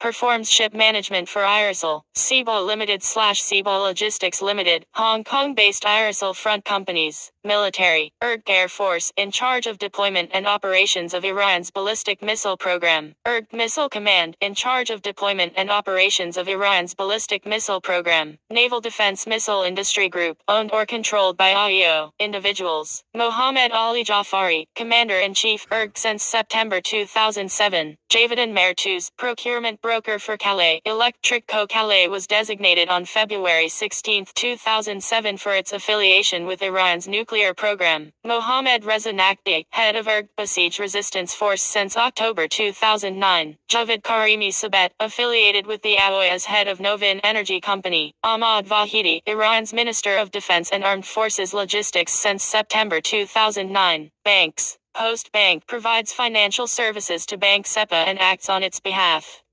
Bank SEPA was designated on January 9, 2007 for providing services to Iran's nuclear program. Construction, Engineering, Industry and Technology. Ra Sahel Institute, owned or controlled by Kadam Al Anbiya. Kadam Al Anbiya was designated on October 25, 2007 for its affiliation with the IRG. Ra Sahel has served as a contractor for Iran's natural gas plant project in Tambuk. Sephanir Oil and Gas Engineering Co., owned or controlled by Kadam Al Anbiya. Sephanir is a major contractor for Iran's petroleum industry. July 1, 2010 Comprehensive Iran Sanctions, Accountability, and Divestment Act. This act amends the Iran Sanctions Act of 1996, which requires sanctions to be imposed or waived for companies that are determined to have certain investments in Iran's energy sector. August 3, 2010 Executive Order 13224. Organizations supporting terrorist organizations. Iranian Committee for the Reconstruction of Lebanon channels Iranian material and financial support for Hezbollah. Imam Khomeini Relief Committee Akarsi, Lebanon branch helped fund Hezbollah youth training camps to recruit future Hezbollah members and operatives. Hezbollah leaders acknowledge Akarsi is funded by Iran. Individuals. Hushang Aladad Ergsi Quds Force Financial Officer. Oversees distribution of funds to Hezbollah, Hamas and Palestinian Islamic Jihad. Hossein Musavi Quds Force General and Commander of Ansar Corps. Provides financial and material support to the Taliban. Hazen Mortzavi Quds Force Colonel. Provides financial and material support to the Taliban. Mohammad Reza Zahedi, Quds Force commander in Lebanon. Acted as liaison to Hezbollah and Syrian intelligence services. Hessam Khoshnevis, director of the Iranian Committee for the Reconstruction of Lebanon. Provides financial, material, and technological support to Hezbollah. Ali Zarek, director of the Imam Khomeini Relief Committee Lebanon branch. Provides financial and material support to Hezbollah. Razi Mousavi, Syria-based Iranian official.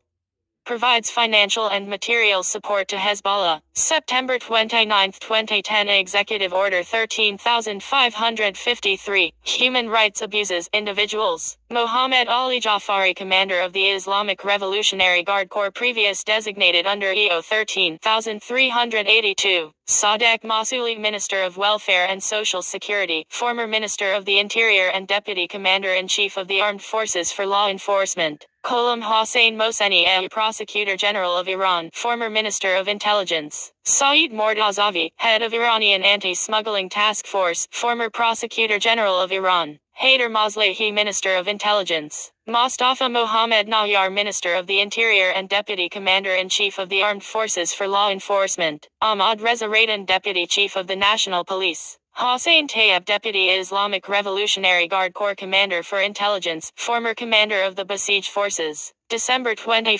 2010. Nuclear Executive Order 13382. Banyad Tavan Sepa linked to ERG. Ansah Bank linked to ERG. Mer Bank linked to ERG. Molam Insurance Company provided marine insurance to Irisal vessels. Terrorism Executive Order 13224. Liner Transport Kish linked to Hezbollah and the ERG. February 17, 2011. Executive Order 13382. Banks. Bank Rafa, linked to Motiful and RAN Aircraft Manufacturing Industrial Company. May 23, 2011. Executive Order 13574. This executive order creates further prohibitions of financial transactions with sanctioned individuals under the Iran Sanctions Act of 1996, as amended by CHISATA. November 21, 2011. Executive Order 13590. This executive order gives the Secretary of State authority to impose sanctions on persons that knowingly engage in a number of activities in Iran's energy and petrochemical sectors. Individuals. Javed Rahiki, linked to the Atomic Energy Organization of Iran Alloy. Nika Novin, linked to the Alloy. Pardo Sonnet, linked to the Alloy. Payaya Pardoff, linked to the Alloy. Nuclear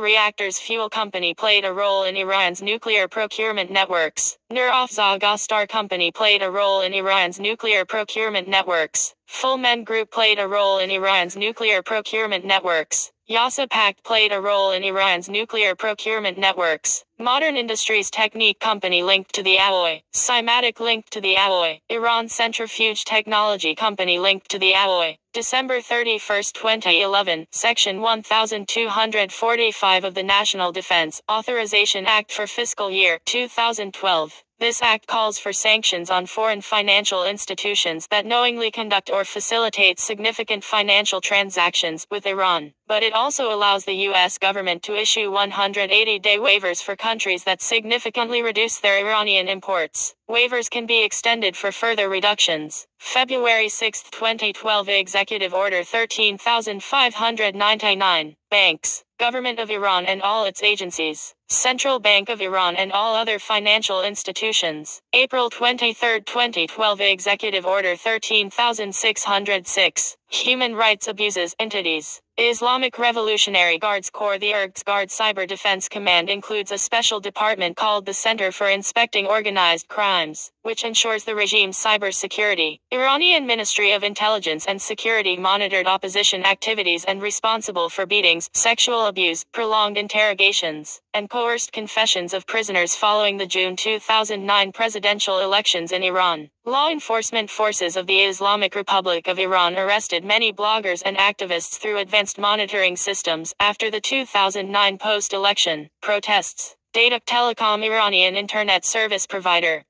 provided information to the government on individuals trying to circumvent official internet censorship and facilitated surveillance of emails. May 1, 2012. Executive Order 13608. This executive order increases penalties on Iranian sanction evaders, including restrictions on certain transactions and visa bans to the United States. June 28, 2012, Section 1245 of the National Defense Authorization Act for fiscal year 2012. This act allows the president to sanction foreign banks that conduct financial transactions for Iranian oil and petroleum products. July 12, 2012, Executive Order 13382 and Executive Order 13599. Defense and Aerospace Executive Order 13382. Electronic Components Industries co-linked to Iran Electronics Industries. Information Systems Iran linked to Iran Electronics Industries. Advanced Information and Communication Technology Center has provided support to Information Systems Iran. Digital Media Lab and Value Added Services Laboratory linked to Advanced Information and Communication Technology Center. Ministry of Defense Logistics Export linked to the Ministry of Defense and Armed Forces Logistics. International General Resourcing FZ provided materials support for the Aerospace Industries Organization. Malek Ashtar University owned or controlled by the Ministry of Defense and Armed Forces Logistics. Shipping Executive Order 13382. Good Luck Shipping located in the UAE, but acts on behalf of the Islamic Republic of Iran shipping line Irisal. Good Luck Shipping was established to replace Great Oceans Shipping Services, which was a designated entity by Executive Order 13382. 57 vessels affiliated with Irisal and 7 vessels as blocked property in which Irisal has an interest. Nuclear Executive Order 13382. Pentane Chemistry Industries linked to the development of Iran's weapons of mass destruction programs. Center for Innovation and Technology Cooperation facilitates procurement and technology transfer from the science community to the military services. Individuals Executive Order 13382. Hamid Reza Rabiei, founder and current director of the Advanced Information and Communication Technology Center. Daniel Frosch provided materials support for the Aerospace Industries Organization and is the owner of International General Resourcing FZ. Ali Fadavi Erg, Navy Commander. Hossein Tanida, a procurement agent for Iran's nuclear program through late 2011. Energy Executive Order 13599. Swiss Intertrade Company SAW alleged front company for Iran's national oil company. Hong Kong Intertrade Company alleged front company for Iran's national oil company. Nur Energy Malaysia Ltd alleged front company for Iran's national oil company. Petro Energy Intertrade Company alleged front company for Iran's national oil company. National Iranian Tanker Company alleged front company for Iran's national oil company. Preventing the circumvention of international sanctions Executive Order 13599. Exposing front companies involved in Iran's oil trade. 20 Iranian financial institutions. 58 national Iranian tanker company vessels and 27 of its affiliated entities. February 6, 2013 Executive Order 13628. Cyber. Islamic Republic of Iran Broadcasting Arab denied free flow of information to or from the Iranian people. Etzatollah Zargami, Director of Arab. Iranian Cyber Police denied free flow of information to or from the Iranian people. Communications Regulatory Authority denied free flow of information to or from the Iranian people. Iran Electronics Industries denied free flow of information to or from the Iranian people. Offered services related to jamming, monitoring, and eavesdropping. March 14, 2013 Executive Order 13599. Individual. Dimitris Kambis, Greek businessman who evaded sanctions through multiple shipping companies.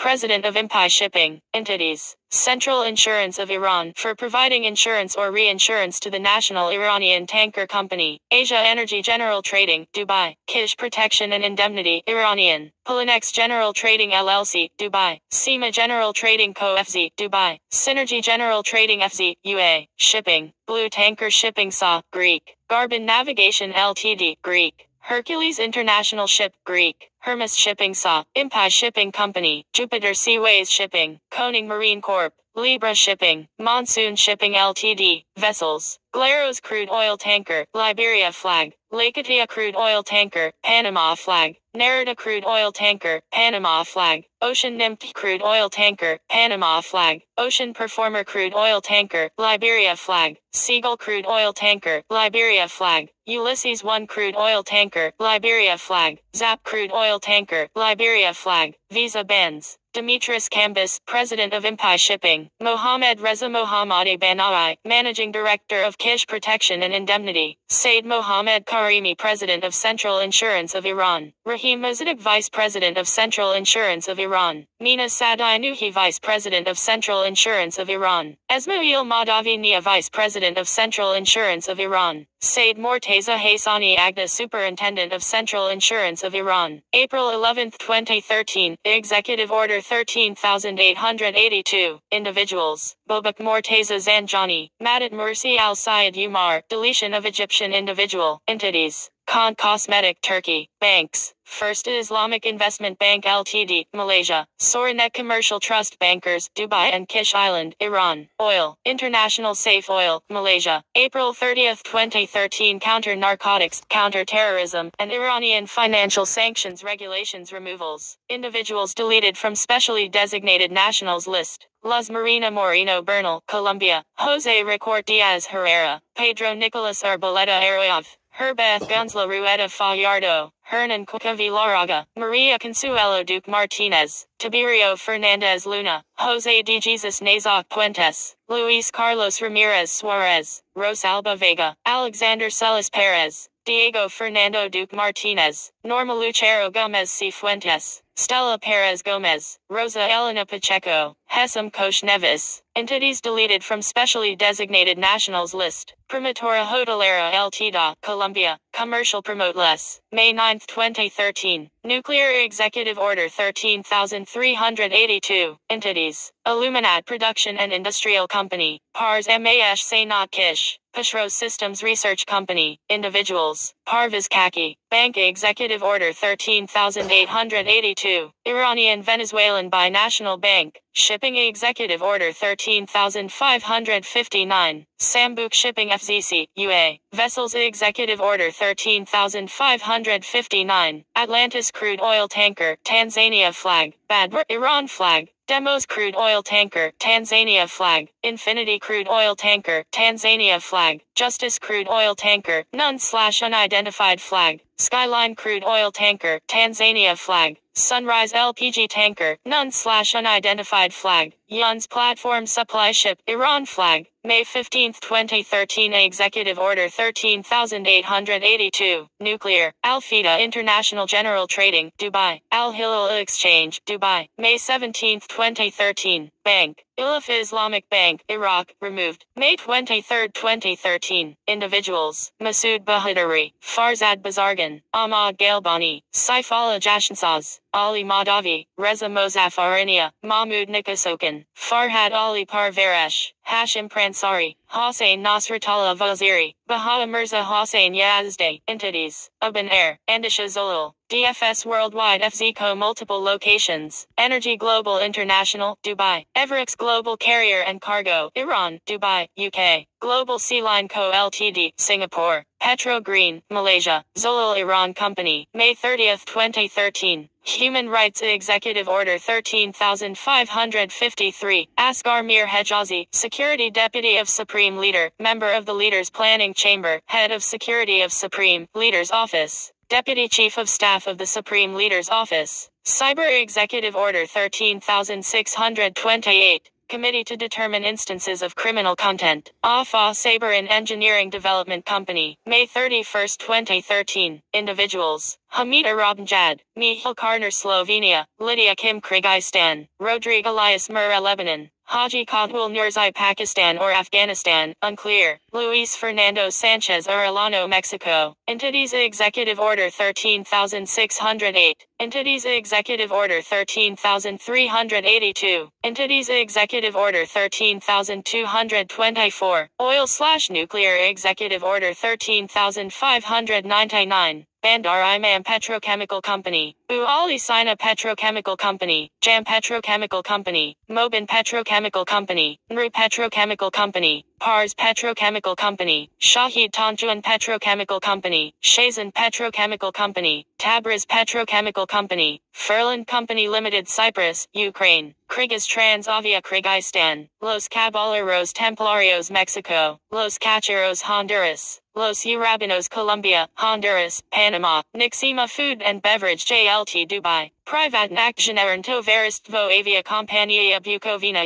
Ukraine. Suryanko Trading LLC Dubai, Ukrainian Mediterranean Airlines, Aircraft. Privatne aktionären towarzystwo avia kompania Bukovina Ukraine, BHJ, BXN, Chix, CHI, CYA, CJK, unknown/unidentified company, CJW, Mayan Air, CKF, CKJ, CKI, Ukrainian Mediterranean Airlines, CKX, CKZ, June 3, 2013. Executive Order 13645. The U.S. Treasury Department imposes sanctions on Iran's currency, the rial, June 4, 2013. Entities. The execution of Imam Khomeini's order, an international financial network consisting of 37 Iranian and other international companies. December 12, 2013. Executive Order 13645. Individuals. Vitaly Sokolenko, the General Manager of Furlan Company Limited, Oil, Mid-Oil Asia, Singa Tankers, Sikiria Maritime, Furlan Company Limited. Executive Order 13382. Individuals. Negan Parto Kavar, Iraj Mohammadi, Mahmoud Mohammadi Deni, Nika Novin aliases, Reza Amidi, Fan Partizan, Ertabak Gostar Novin. Entities. Avos Technic Manufacturing Company, the Exploration and Nuclear Raw Materials Production Company, Naro Sonnet Company, Navid Composite Material Company, CODS Aviation Industries, Iran Aviation Industries Organization. August 29, 2014. WMD related actions under Executive Order 13382. State Department. Entities. Organization of Defensive Innovation and Research, Nuclear Science and Technology Research Institute, Jahan Tech Ruan Pars, Mandegar Basper Kimia Company, Treasury Department. Individuals. Muhammad Javid Imanirad, Arman Imanirad, Saza Morikab, Ali Golami, Marzi Bozorg. Entities. Nafaridi Shipping, Shahid Hamad Industrial Group alias, Sahand Aluminum Parts Industrial Company, Shahid Hamad Industrial Group alias, Ardalan Machineries Company. Energy-related designations under Executive Order 13645. Individuals. Abdullah Kadori, Financial Chief of U.S. Sanctioned, Nico Sarl, and owner and manager of U.S. Sanctioned Swiss Management Services Sarl. Muzaffar Palit is the founder, director general, and manager of Petro Royal FZ. Sayyida Hani Said Nasser Mohammed Sayyedi, their daughter of previously designated Said Sayyedi, is Faylaka Petroleum's managing director. Entities. Okay, stopped it now. Stopped it. I couldn't go any further now. Okay, I just like to say that if you have nuclear, why doesn't every country that might have nuclear be investigated as well? Why doesn't like North Korea be investigated more often? Why doesn't Colombia, USA, Canada, Mexico all be conduct an investigation if they are creating nuclear bombs? Okay, let's try this thing where I'm not blaming anyone, but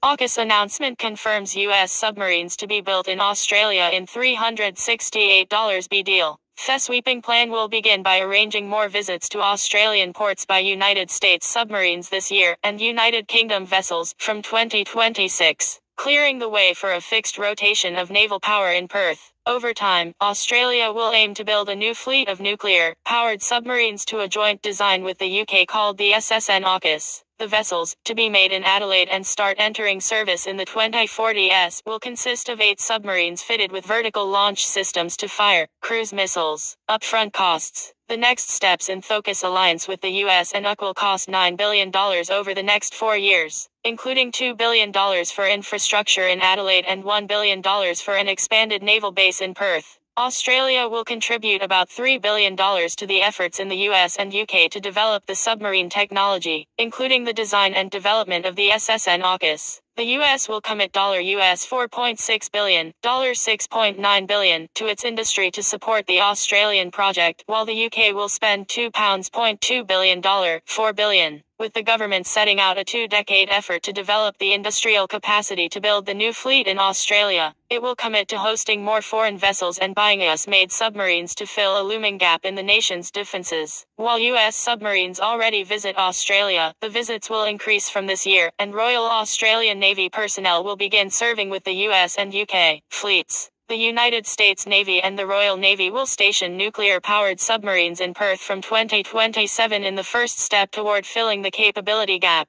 The rotational forces will include up to 4 Virginia-class U.S. vessels and 1 Astute-class UK vessel, bridging the capability gap. From the early 2030s, the federal government will buy at least 3 and up to 5 Virginia-class submarines from the U.S., but this will depend on approval from the U.S. Congress. The result will give Australia an interim fleet with more capability and firepower than any Australian vessels to date, giving the country more capacity to project force throughout the region. The 3 or more Virginia-class vessels will be under Australian command, with Australian crews, and will mark the first time the U.S. has sold these submarines to another country.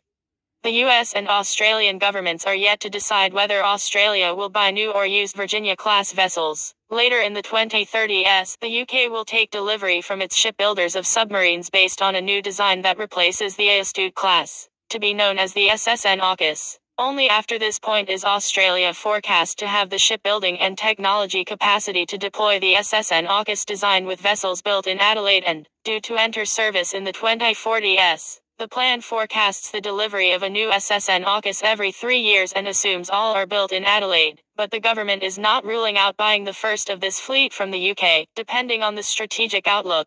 At a photo opportunity with the 3 world leaders before the speeches, Sky News political editor Kieran Gilbert asked Biden if the US could be relied on to honor the AUKUS deal, to which Biden replied, "We can always be relied upon. All the submarines in the new plan will be powered by nuclear propulsion systems made overseas and fitted with nuclear fuel that will last the lifetime of the vessel." It is the first time the U.S. has shared the technology with another country, since it agreed to do so with the UK in 1958. None of the submarines in the Royal Australian Navy will have nuclear weapons. The new plans mark a major new step in the AUKUS Pact after the intensely controversial move by then Prime Minister Scott Morrison and federal cabinet in September 2021 to end an agreement with France for conventional submarines to be built in Adelaide. Albanese set out a deadline for the Adelaide shipbuilding project that is in line with Morrison's assurance that Australia would build its own submarines for delivery during the 2040s, a target that triggered argument over whether it would take too long to replace the Collins-class fleet, which is powered by diesel-electric engines and entered service from 1996. Loading. Australia's ambassador to the U.S., Arthur Sinodinos, said he was confident of congressional approval to transfer the Virginia-class vessels to Australia. "We have very strong support in the Congress," he told reporters after the leaders' statements on AUKUS. "What's important to understand is the support for Australia in this country. The U.S. is bipartisan.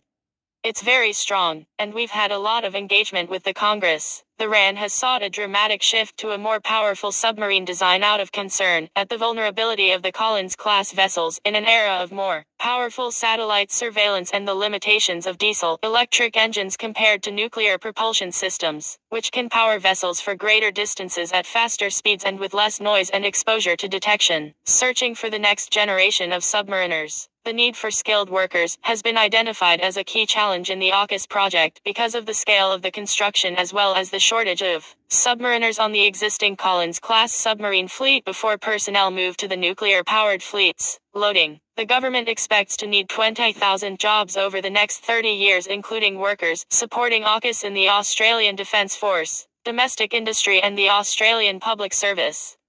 This includes 8,500 direct jobs in Australia's building and servicing the submarines, with jobs including scientists, engineers, project managers, operators, technicians, welders, construction workers, electricians, metal fitters and builders. Albanese has previously named Adelaide and Western Australia as two locations that would win work from the AUKUS project. The $9 billion cost over the next 4 years will include $6 billion for Australian industry and workforce, separate from the infrastructure upgrades in Adelaide and Perth, overhauling our shipyards and ports. HMAS Stirling in Perth will be upgraded to host more visits by US and UK vessels and become the base for the new fleet, in a plan that assumes the creation of 3,000 jobs.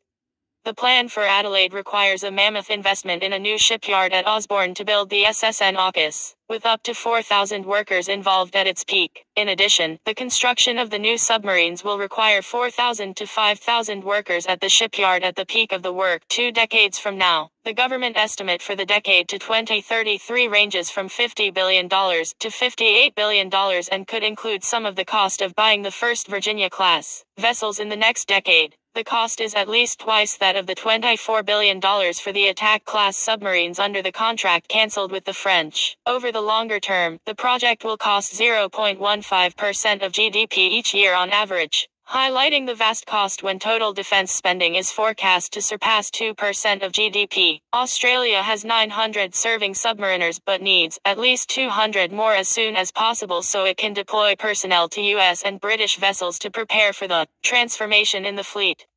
Over time, however, many more would be needed, depending on the number of submarines purchased. The plan commits Australia to using propulsion systems from the US that are installed in the submarines with a supply of nuclear fuel that lasts the lifetime of the vessels, avoiding the need for a civil nuclear industry. Loading. The government will not disclose the cost per unit for the new submarines. The program assumes the government will not begin the disposal of any nuclear waste until the 2050s, and the government is looking for a future site for this on Australian Defence Force land at a future date. Cut through the noise of federal politics with news, views and expert analysis from Jacqueline Maley. Subscribers can sign up to our weekly Inside Politics newsletter here.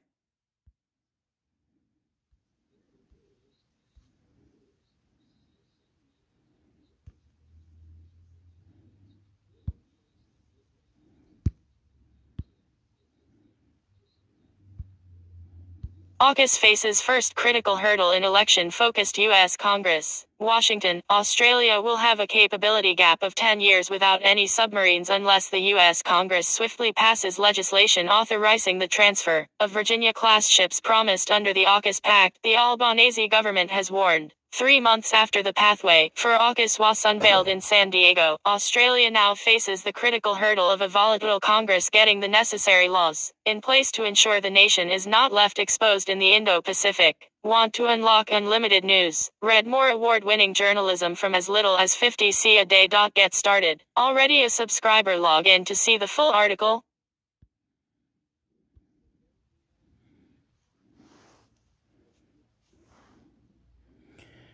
I'll let you read the full article. You have to pay, look. You have to go back. I'm sorry to do this. But I'll have to remember. I'll put it on the link. Down at the link, you can go and check it out. Look, all the videos you can watch. Because Australia has bought a submarine from America. They might have nuclear bomb or nuclear power, but no one cares. And we do. I remember, look at this. Look, I'll show you something. Okay, you go up here. Australia protesting. Australia protesting.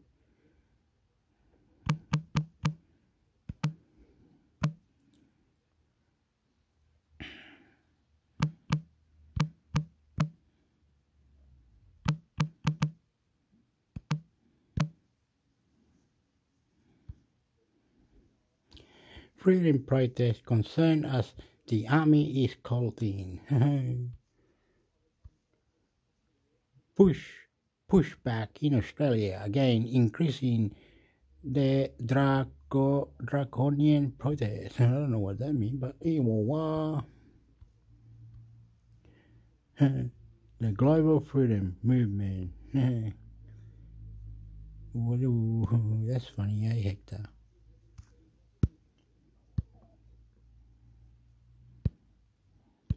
The global freedom movement is a carnival of crank and conspiracy and very dangerous far-right. The Guardian.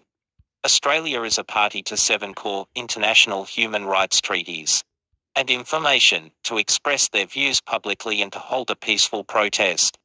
Uploaded by 7 News Australia. 10 key moments in this video. Australian covered update freedom protest concerners. The 7 News Australia. 21st March 2023. Australia is among democracies curbing long-cherished civil and political liberties, blaming more radical protesters. Missing army. Must include army. You will see more English now. Australia responded to a South Vietnamese request by increasing its forces in May 1966. At the height of Australian involvement, there were 8,500 Australian Army. Overall, it is clear Australia has restricted the ability for activists and the broader community to engage in meaningful forms of protest and direct action. Missing army. Must include army. 13th February 2022. Freedom protests similar in form and simultaneously nebulous in broadly. Is encamped outside Australian. 22nd June 2022. Yet Australia is unique among comparable liberal democracies in lacking robust legal protection for human rights. Without enforceable human. You will see more English now. 30th July 2021. A regulation that allows for NGOs to be sanctioned or even deregistered merely for promoting peaceful protest infringes those rights. 18th May 2023. Amnesty International Australia campaigner Nikita White condemned moves to imprison or impose thousands of dollars in fines on peaceful images. SBS. You will see more English now. ABC. You will see more English now. That's funny. That's funny. So we go and protest about how we went to war in Vietnam and other things, and we protest because we feel that we need to have the answers. Why aren't you giving us the freedom? Why don't you let us protest? Why don't you stop the bad guys? Why don't you see what we're doing? Whatever it is, you're not letting us do it anyway. You're really not letting us protest properly.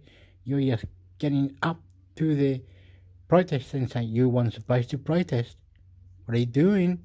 Okay, we're giving you 5 hours, and if you don't go away in 5 hours, well, we'll crack down on you and you'll be arrested. Thank you very much. Funny that. Now this one wants me to pay. That was funny. What was that? Now you can see. Oh, look at that. No.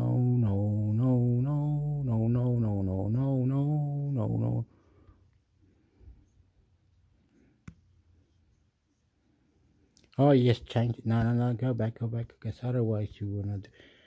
Do.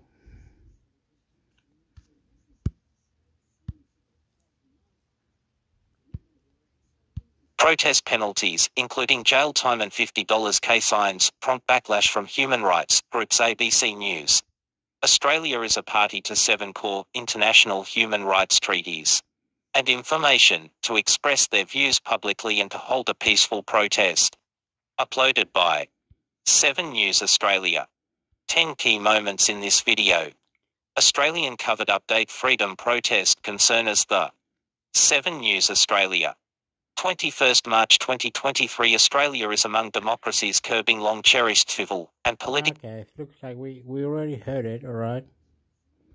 Already heard it, but we don't need to know that. Well, we need to go here or something, and then when we go here, Justin, we'll pick one. Right, go away.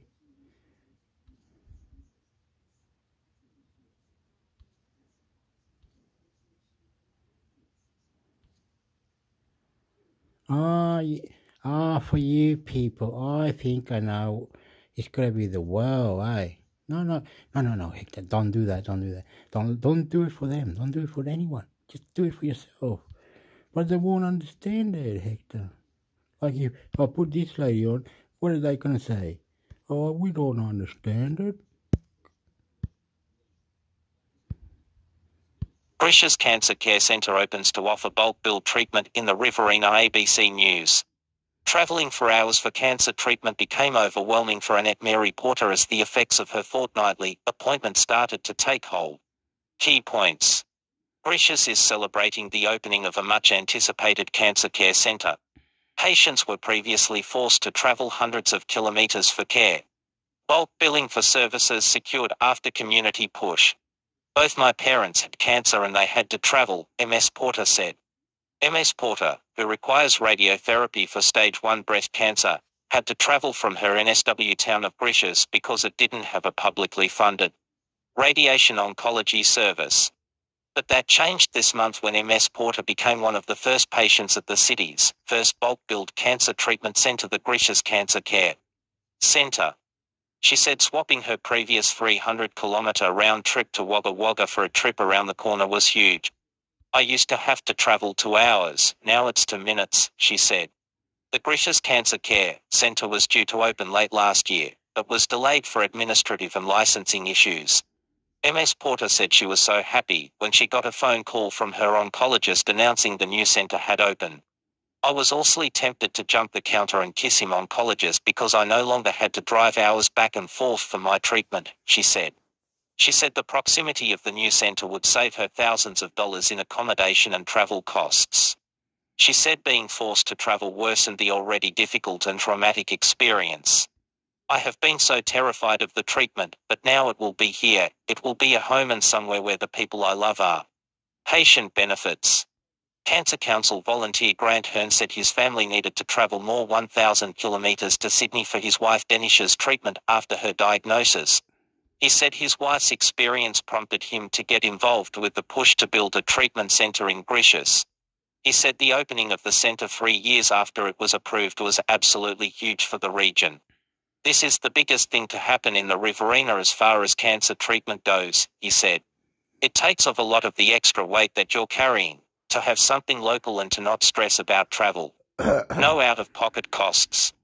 Patients travelling to Wagga Wagga, the previous closest treatment centre, had to cover upfront costs for treatment. A community push by Murray MP Helen Dalton and care advocates resulted in the state and federal governments last year committing to funding bulk billing at Grisha's new centre, a service still unavailable in Wagga Wagga. Cancer Centre Director Damien Williams said the bulk billing would reduce financial pressure on vulnerable patients. It is a wonderful win for our patients and for the community, he said. Find more local news. Browse for your location and find more local ABC news and information. Posted 2 hours ago, Mon 12 June 2023 at 5:12 p.m. Okay, this bulk billing thing, should we talk about it? Maybe it shouldn't, because, I don't know, anyway, talk about it, but it's naughty, it's not, some can pay their $100 they need to pay to see for certain things, but some cannot. Some, they go inside the GP doctor, they go inside, see the doctor, and they say, oh, this is going to be bulk billing because you haven't got Medicare, or you haven't done this, or you haven't. Anyway, all the people in Australia are going to go against me. They're going to say, oh, what's your name? I say, my name is Hector. Say, Hector, you're silly. I say, pardon? Don't you understand the rules? You make the appointment, they say you to come back sometime next week, and you go in there, get your Medicare, show them that, and you'll be paying with your Medicare less than you ever had before. What are you worried about?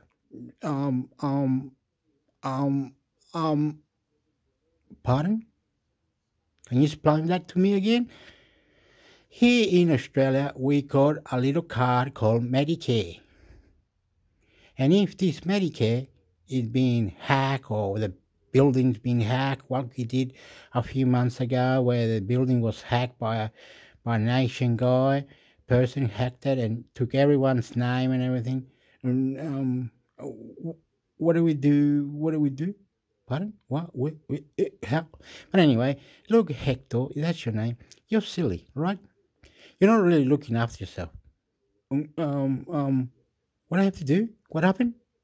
Okay, Mr. Hector, your name is Hector from Chile, ain't it? And you live in this area called the Illawarra. You think, oh yeah, beautiful, great, yeah, fantastic, yeah. Go drink alcohol, go smoke marijuana, go do crazy shit, is it? Now, when you see the doctor, you'll ring him, or you go there, make an appointment. When you get there, they'll start going on about this Medicare. Have you got your Medicare? What is the number? Why have you still got the same number? You still live in the same address? Okay. So you really think that naturally you're understanding what you're talking about? The economic of Australia is not going very well. Look, Hector, you're silly, right? You are a beautiful person. You are everything. You're lovable. You are very, very nice. I love you. But you have to understand the health system in Australia is way better than the American. It's way better than anywhere in the world. They should come and live here, and then they will say, oh, right. In a few months, you've been telling them that in a few months, a year or two, you can go back to your own country. Like, can I go back my own country? Like how? No, Hector. You save up your money. When you got enough, you go back for holiday. Right? Why haven't you done it? I haven't asked those questions. No, Hector. That's your name. You're intermix Hector from YouTube. So you're contradicting yourself now. Your mother has gone back a long time, many times. She's going back in another 15 months, right? Why is she going 15 months? Because that's when she's got the money. And how long can she be there? 3 months. She said that's long enough. After she's got a headache, she can't go anymore. You understand? Comes back here. She likes the Australian dollar, right? What should I do? Well, talk to your mother. She'll fix it, and you can go with her. But you have to put money into an account. How do I do that? Well, 15 months later, you can go with anyone. You can invite your friend. You can invite your people. Bring a friend with you. But I wouldn't have them. Yes, you will. Yes, you will. Stop crying, baby. In 15 months, you'll have more than $3, $4, $5, $6, $7, $8,000. You'll be able to invite your friend. Your mother has been shouting at you to do it. Can we go back now? No, it's like that. In 15 months, I'll have more than 3,000, more than 4,000, more than 5,000. So if I start saving every week, say $65 a week, 65 plus 65 is 130 every fortnight. All right, 130. So it's about 130. Let's say 135. 135 plus 135 is 130. 100 is 200. 65 plus 65 is 130. So $330 a month. Multiply that for 15 months. Then you've got plenty to go to Chile. You silly. Anyway, no one really knows. But anyway.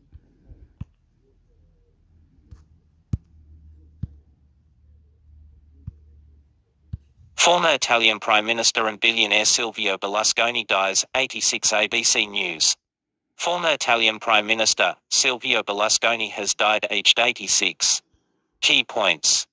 Silvio Berlusconi died from complications with leukemia. He served as Prime Minister of Italy 4 times. The billionaire's career was full of controversies. Mr. Berlusconi was a billionaire businessman who created Italy's largest media company before transforming the political landscape. He had been suffering from leukemia for some time and had recently developed a lung infection.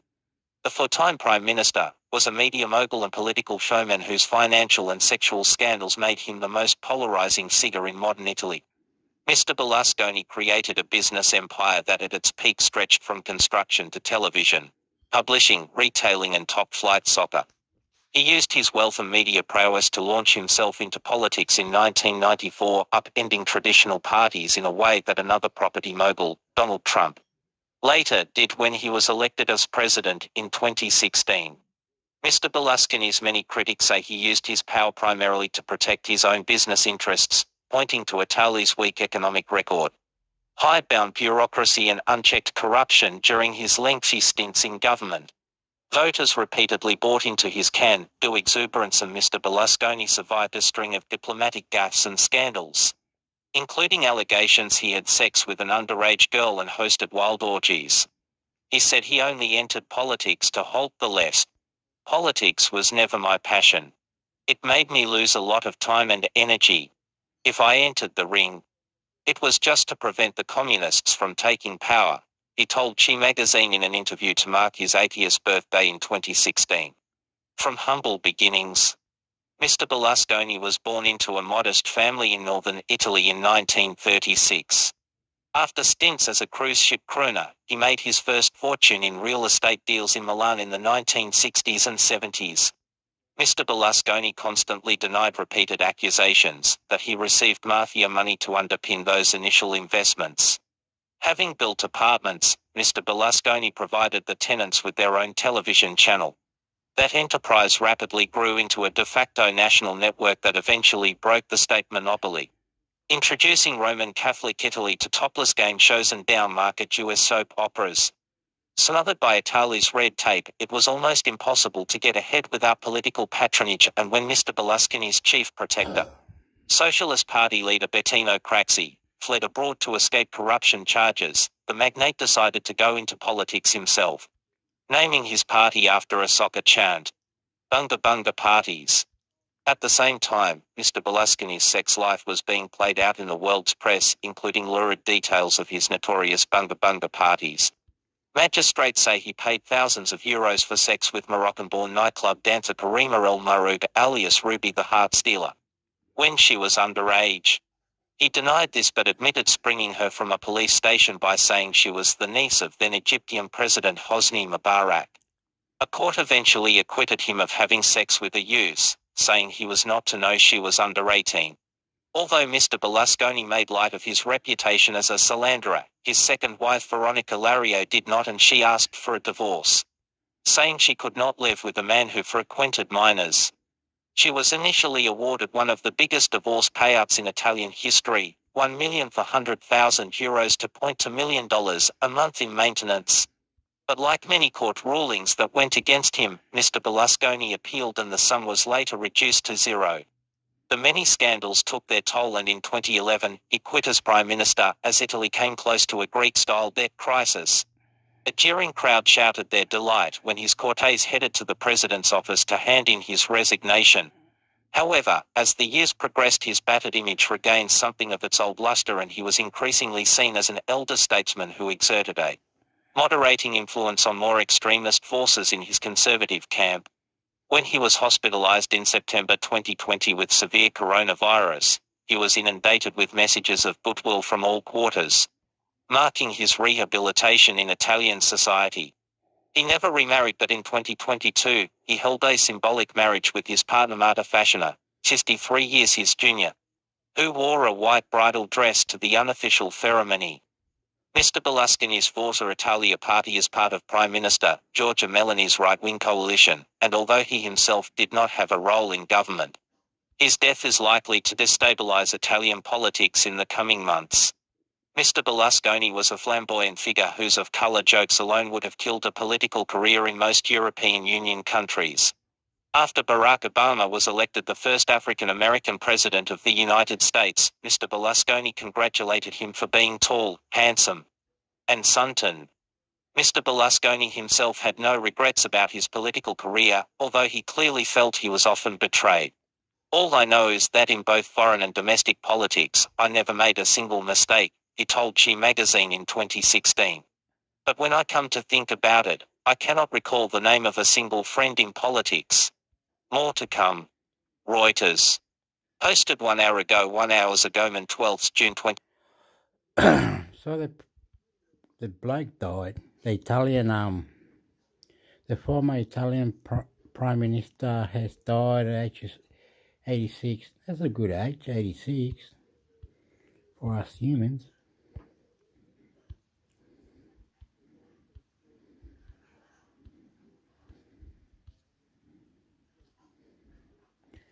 I always think that if I show Australia, you should share with the well.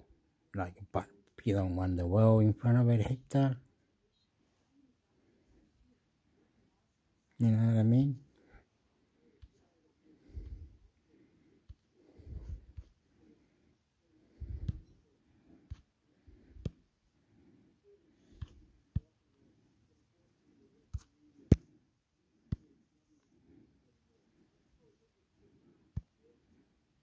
Berlin made the historic move to arm Ukraine. But many Germans are uneasy. CNN. 18th January 2023. To its credit, the German government's position on military support for Ukraine has moved a very long way since the eve of the Russian invasion. 14th May 2023. Olaf Scholz about turn on military aid policy will be transformative and shows how German attitudes to the war are shifting.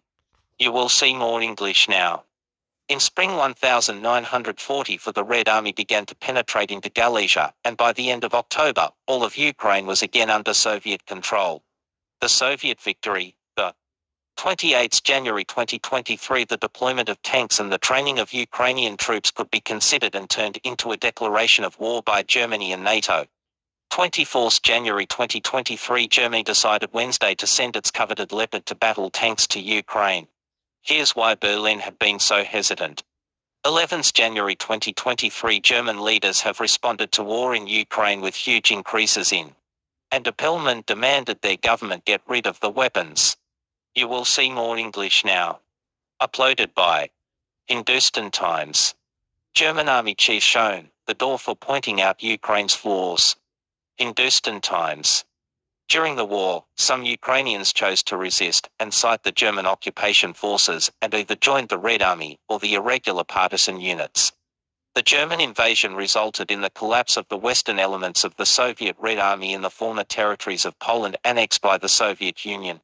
On 26 February 2020 to Germany on Saturday reversed a historic policy of never sending weapons to conflict zones, saying the missing history must include history.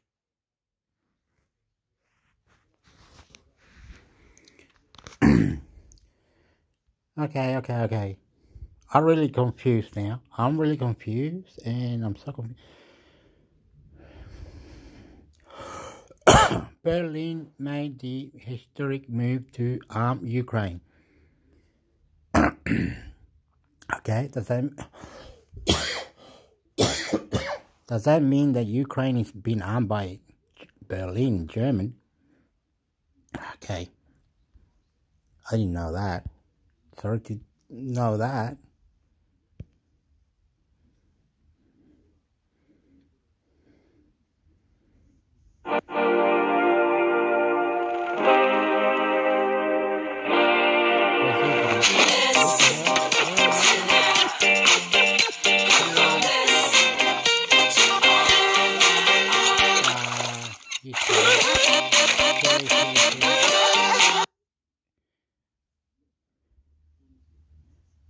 Eight, 7, 6, 5, 4, 3, 2, 1. Major development in the war in Ukraine after weeks of pressure from Western allies. Germany announcing this morning it will send those Leopard 2 tanks to the war zone, joining the United States in doing so. Our Fred Plankton joins us live in eastern Ukraine. Look, this is huge news, right? And very welcome news for Volodymyr Zelensky and all of Ukraine. Yeah, it certainly is. And you already heard yesterday when it sort of was seeping through that this was probably going to happen at the... Oh, we don't want to know. We don't want to know. It's just silly, man. I don't know what. Don't tell me. Next minute you... That's silly.